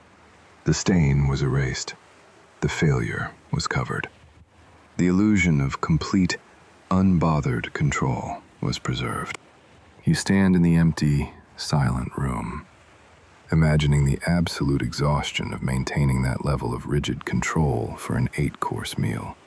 The heavy silver cutlery, the crystal glasses, the folded napkins, they all sit perfectly still, waiting for the morning light to return the theater to life. But for now, in the deep, unsupervised hours of the night, the dining room is at rest. The moonlight shifts slowly across the carpet as the ship alters its course slightly. The heavy Macore wood columns groan, a soft, drawn-out creaking sound that echoes gently up toward the massive, wrought-iron skylight. It is the sound of the ship settling into its own enormous weight, a structural sigh of relief that the exhausting demands of high society have been temporarily suspended. You take one last look at the perfectly aligned tables, feeling the deep, unyielding vibration of the engines humming through the soles of your shoes. The chaotic energy of the freezing ocean is out there, crashing against the steel hull in the dark. But in here, there is only the slow, rhythmic tilting of the crystal water glasses, a tiny, silent reminder that the floating palace is carrying you safely across the void. You turn away from the empty tables, letting your imaginary walk come to an end. You leave the grand dining saloon behind, your thoughts drifting back up through the quiet, carpeted corridors of A-Deck, returning slowly to the warm, isolated sanctuary of your stateroom. The heavy camel hair blanket is still resting securely over your chest. The frosted amber sconce continues its faint, honey-colored glow. You sink deeper into the pristine sea island cotton. The violent roll of the ocean has been conquered by the heavy steel fins and the spinning gyroscopes. The rigid etiquette of the dining room has faded into the dark. There is only the slow, mathematical rhythm of the ship's rolling hull, rocking you gently and quietly into the deep architecture of sleep. Your physical body remains perfectly anchored in the deep, heavy warmth of your brass bed. The camel hair blanket provides a quiet, fibrous weight against your chest, holding you securely as the massive steel hull of the Aquitania continues its slow, rhythmic negotiation with the freezing swells of the North Atlantic. The physical reality of the ocean is entirely sealed away behind the thick marine glass of your porthole. The water is freezing, the night is vast, and you are resting securely within the warm, frosted amber glow of your stateroom. But as the early hours of the morning stretch out, your mind begins one final, quiet excursion through the sleeping palace. You imagine leaving the absolute silence of your cabin, stepping out into the hushed, perfectly symmetrical corridors of the first-class decks, and walking slowly upward. You bypass the sweeping curve of the grand staircase, opting instead for a narrower, steeper set of stairs designed strictly for the officers and crew of the Cunard line. These stairs do not boast the elaborate wrought-iron balustrades or the thick Axminster carpets of the passenger areas. They are lined with thick, utilitarian ribbed rubber designed to muffle the rapid footsteps of men operating on strict maritime schedules. You are moving away from the architecture of luxury and ascending into the highest, most isolated architecture of the ship. You arrive at the boat deck, a place where the polished mahogany paneling yields entirely to the raw, functional reality of the vessel's operational heart. At the end of a short, dimly lit corridor, situated just aft of the captain's bridge, is a heavy steel door. It does not look particularly grand, but it is marked with a small, polished brass plaque bearing a single word: Marconi. This is the wireless telegraphy room. It is the absolute, undeniable nerve center of the floating world. You imagine pushing the heavy brass handle downward, opening the door to a space that feels entirely separate from the opulent, gilded silence of the dining saloons far below. The air inside the Marconi room is distinctly warmer, carrying the faint, dry scent of ozone, heated copper wire, and the incredibly specific aroma of hot glass and melting rosin. It is a technological sanctuary, illuminated not by crystal chandeliers, but by the deep, glowing filaments of the massive radio equipment covering the bulkheads.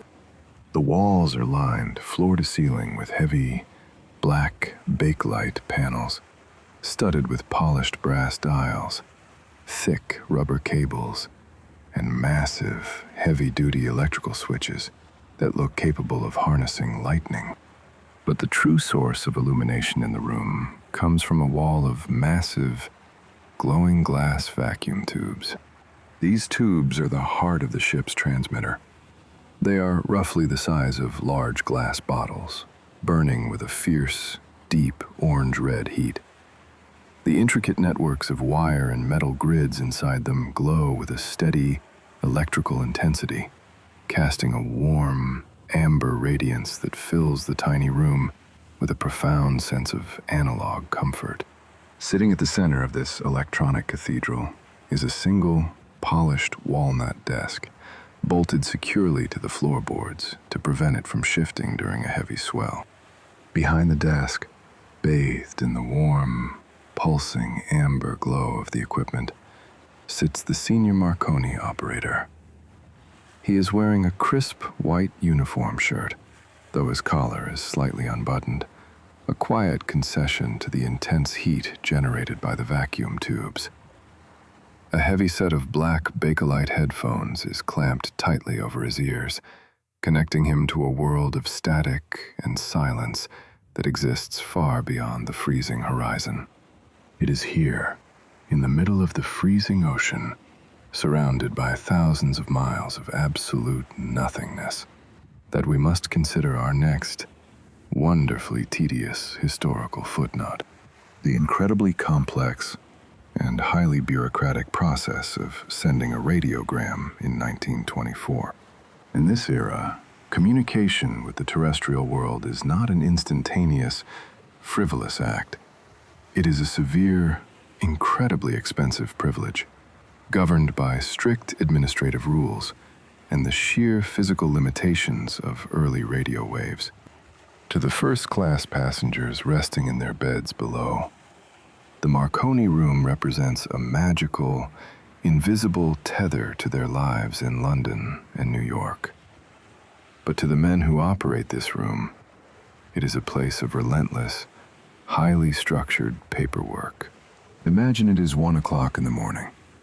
A passenger has decided to send a message to a business associate in Manhattan.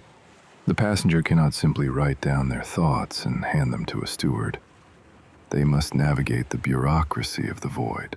First, they must procure a specific, heavy stock paper form from the purser's office.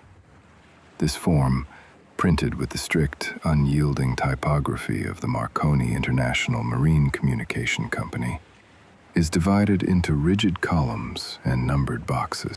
Every single letter, every space, and every punctuation mark must be counted with the utmost precision. The cost of transmitting a message across the Atlantic is staggering, calculated strictly by the word and charged directly to the passenger's folio in British pounds sterling. There is no room for poetic elaboration.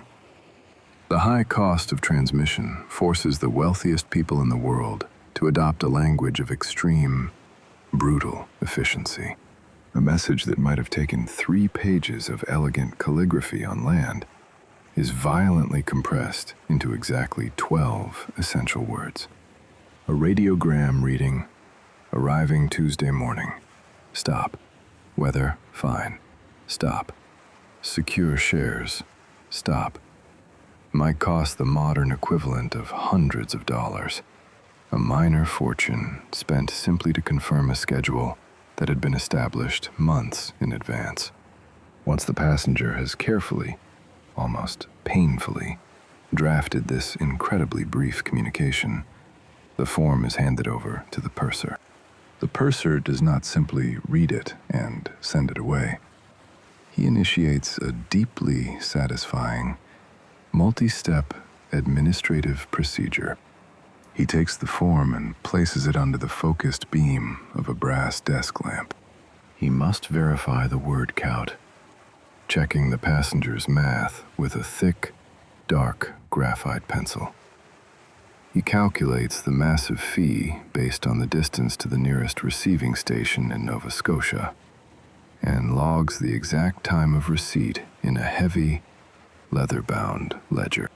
He records the hour, the minute, and the precise longitudinal coordinates of the ship at that exact moment in time, using a dip pen and dark blue ink. But the bureaucracy is not yet satisfied.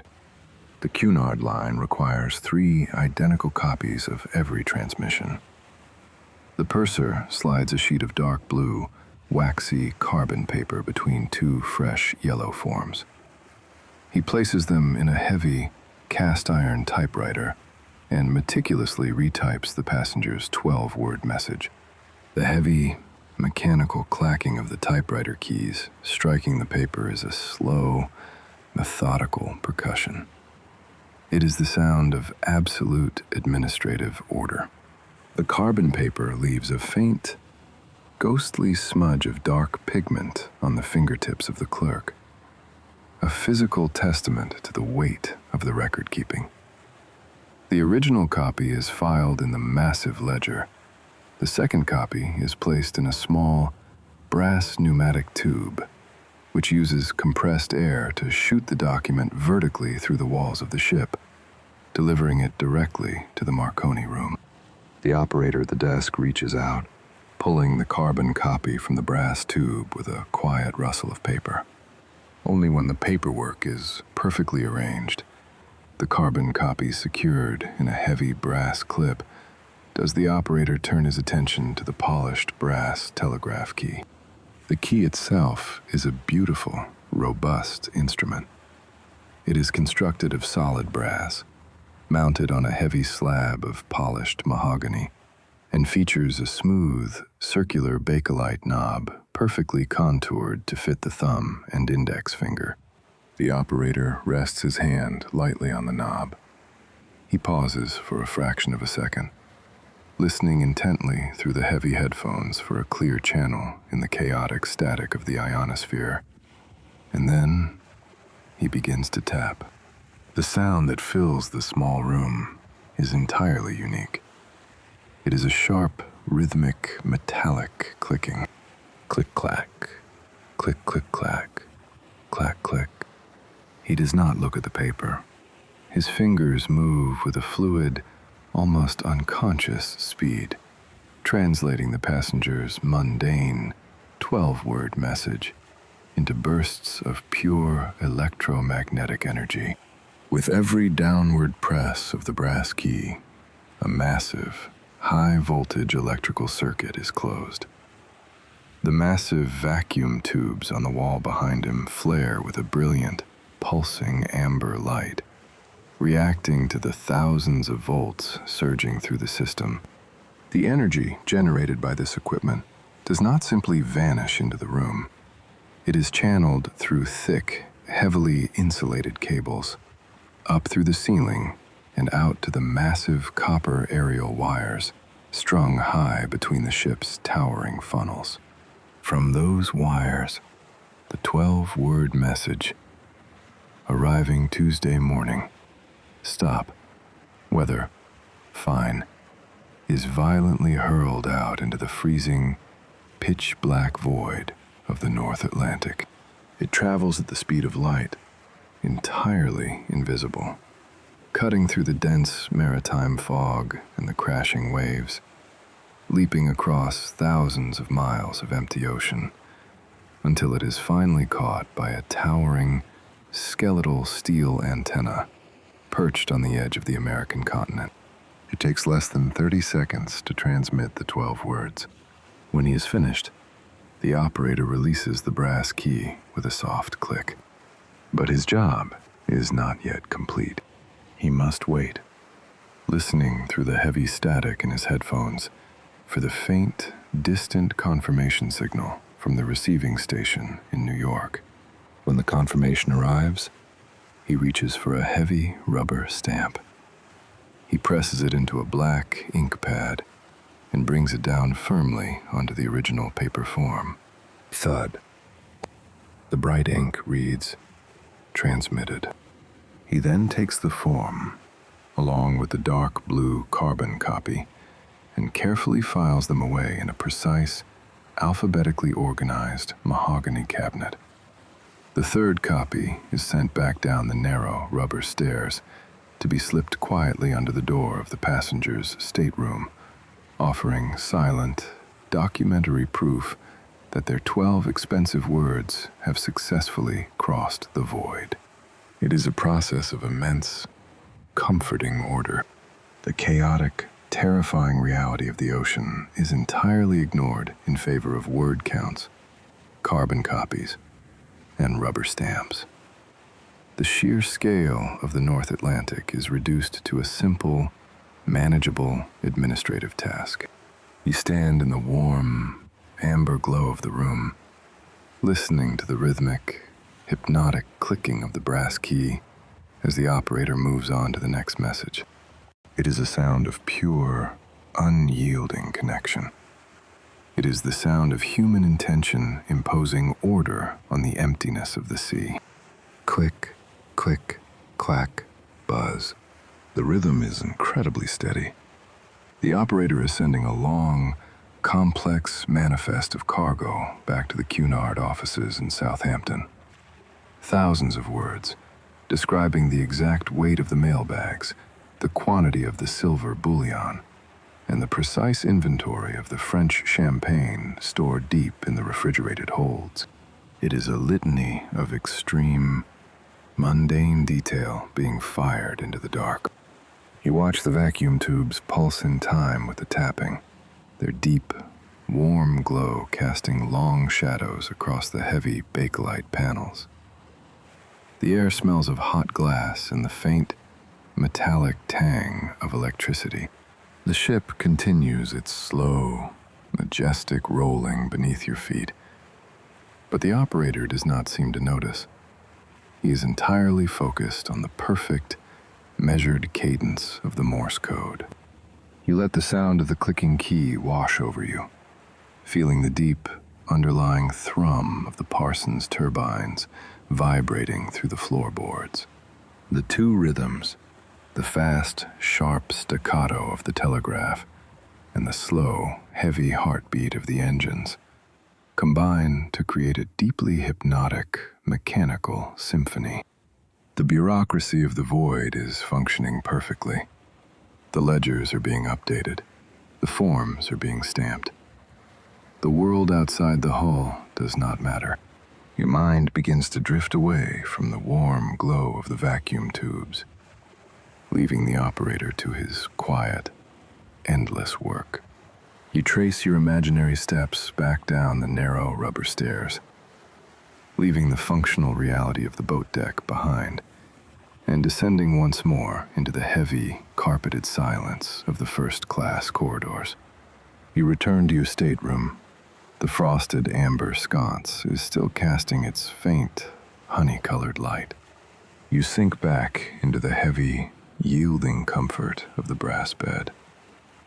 The camel hair blanket is warm, and the Sea Island cotton sheets are cool against your skin. You close your eyes, letting the rhythmic clicking of the telegraph key fade slowly from your mind, replaced entirely by the slow, patient, unyielding groan of the ship's woodwork as it flexes against the deep. The administrative tasks of the night are complete. There is nothing left to file, nothing left to count, and nothing left to do but drift. You let the heavy, organized isolation of the floating palace lull you deeper and deeper into the quiet architecture of the night. Your imaginary journey through the sprawling, floating palace has finally come to its quiet conclusion. You have left the freezing, wet cobblestones of the Southampton Pier thousands of miles behind you. You have felt the deep, mechanical awakening of the massive bronze propellers and traced the chaotic energy of the high-pressure steam as it was civilized by the heavy, oiled reduction gears. You have stood on the pristine, holy-stoned teak of the enclosed promenade, wrapped tightly in the heavy, fibrous wool of a deck chair, watching the massive steel gyroscopes stubbornly refuse to yield to the freezing swells. You have visited the warm, electrical sanctuary of the Marconi room, listening to the hypnotic, bureaucratic clicking of the telegraph key sending 12-word radiograms into the dark. But the active exploration of the ship is now over. Your mind returns fully and completely to the heavy, insulated reality of your own stateroom. The air in the cabin is perfectly still. It carries the faint, incredibly comforting scent of dried lavender, beeswax polish, and the dry, steady heat radiating from the cast iron steam pipes hidden discreetly behind the wooden panels. You lie perfectly still in the center of the massive brass bed, feeling the slow, majestic rise and fall of the hand-tied mattress beneath you. The Sea Island cotton sheets have adjusted perfectly to the temperature of your resting body, creating a seamless, yielding envelope of heavy fabric. The camel hair blanket provides a dense, grounding anchor across your chest, holding you securely against the slow, rhythmic tilting of the room. It is here, in the absolute, deepest, most unsupervised hour of the night, that we must consider the profound geographical reality of your current position. You are no longer tethered to the European continent. The damp fog and the wrought iron gas lamps of the English coast are gone, lost entirely in the churning white wake of the propellers days ago. But you have not yet reached the American coast. The towering skyline of New York, the chaotic, brilliant lights of the harbor, and the frantic pace of the modern world remain hundreds of miles ahead of the bow, hidden entirely by the curvature of the earth. You have reached the exact mathematical midpoint of the North Atlantic crossing. In the rigid, highly structured world of maritime navigation, this specific invisible line on the chart is known as the point of no return. It is the precise moment when turning the massive ship around would take exactly as much time and consume exactly as much coal as simply continuing forward. There is an immense, almost overwhelming psychological comfort in this geographical reality. For the next 48 hours, you are completely, undeniably suspended. You are the furthest you can possibly be from the demands of the terrestrial world. You cannot receive mail. You cannot be called upon for a meeting. You cannot alter the schedule or change the destination. The exhausting, chaotic responsibilities of land have been temporarily, legally abolished by the sheer, staggering distance of the open ocean. You are required only to exist. You are held safely within a 45,000-ton envelope of riveted steel, compressed Portuguese cork, and polished mahogany. You close your eyes in the dark, letting this absolute, unyielding isolation settle over you like a heavy, weighted garment. If you were to project your mind downward, past the heavy Axminster carpet, past the spinning turbines, and through the thick steel plates of the hull, you would find nothing but a freezing, lightless abyss. The ocean floor drops away to a depth of over 12,000 feet, a crushing, ancient trench of black water that has never seen the sun. If you were to project your mind upward, past the wrought iron skylights and the towering funnels, you would find the freezing vacuum of the winter sky, scattered with the cold, indifferent light of a billion stars. You are suspended perfectly between the crushing pressure of the deep and the endless void of the atmosphere. There is no land in any direction.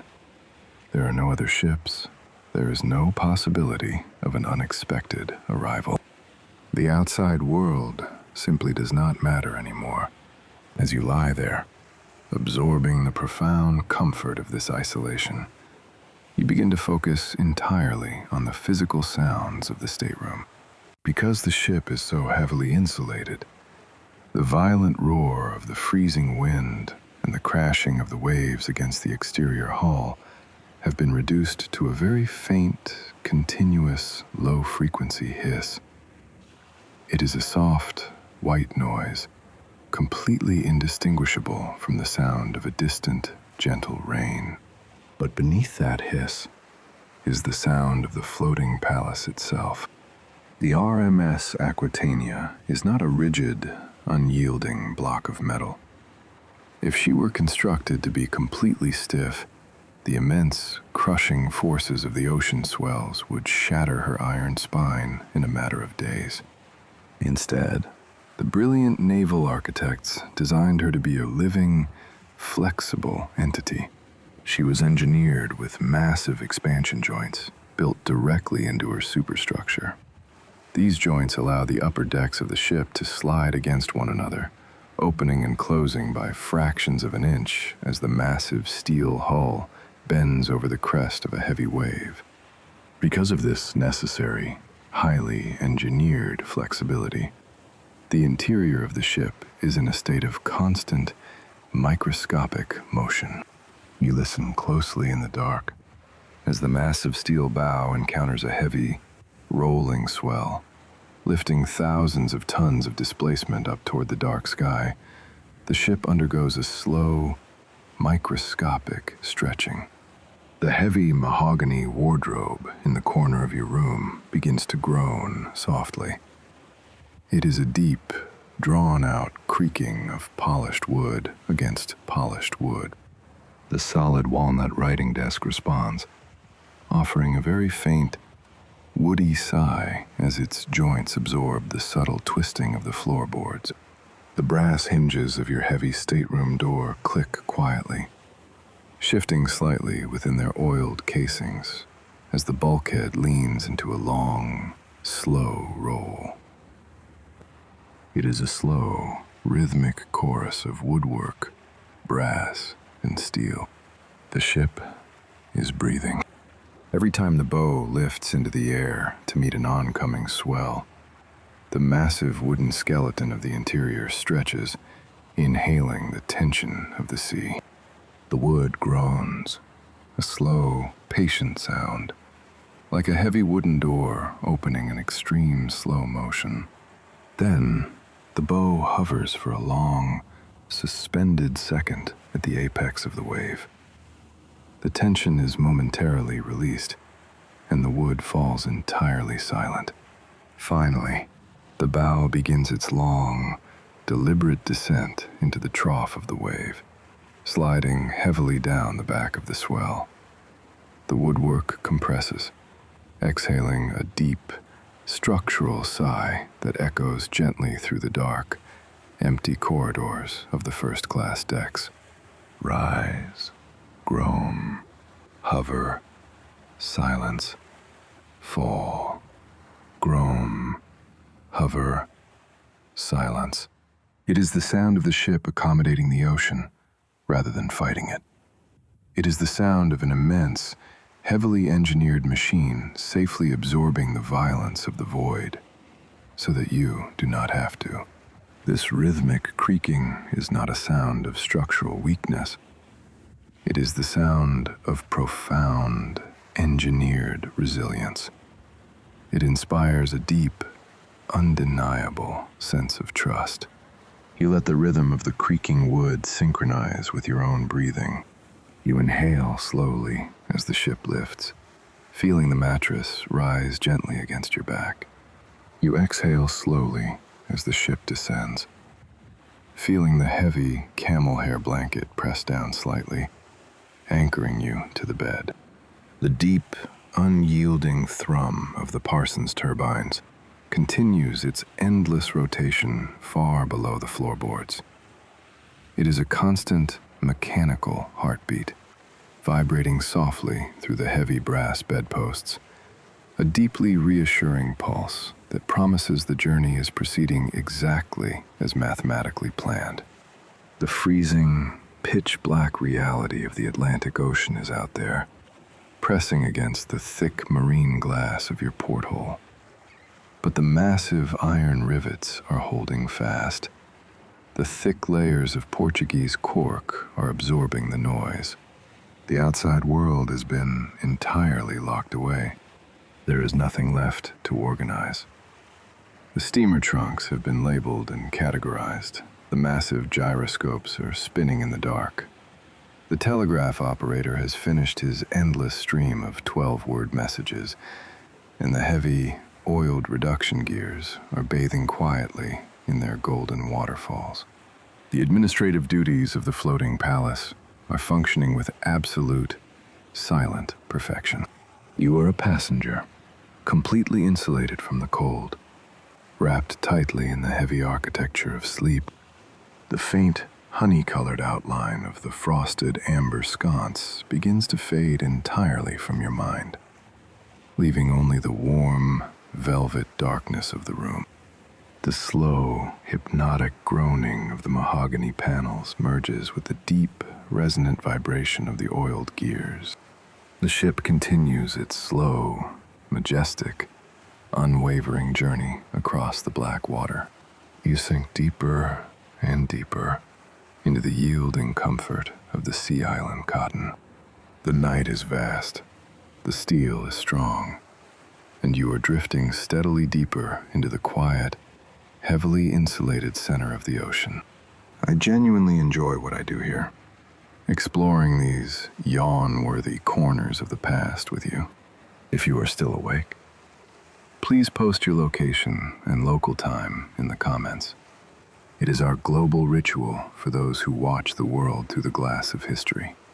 Until the next time we drift through the currents of the past, sleep well.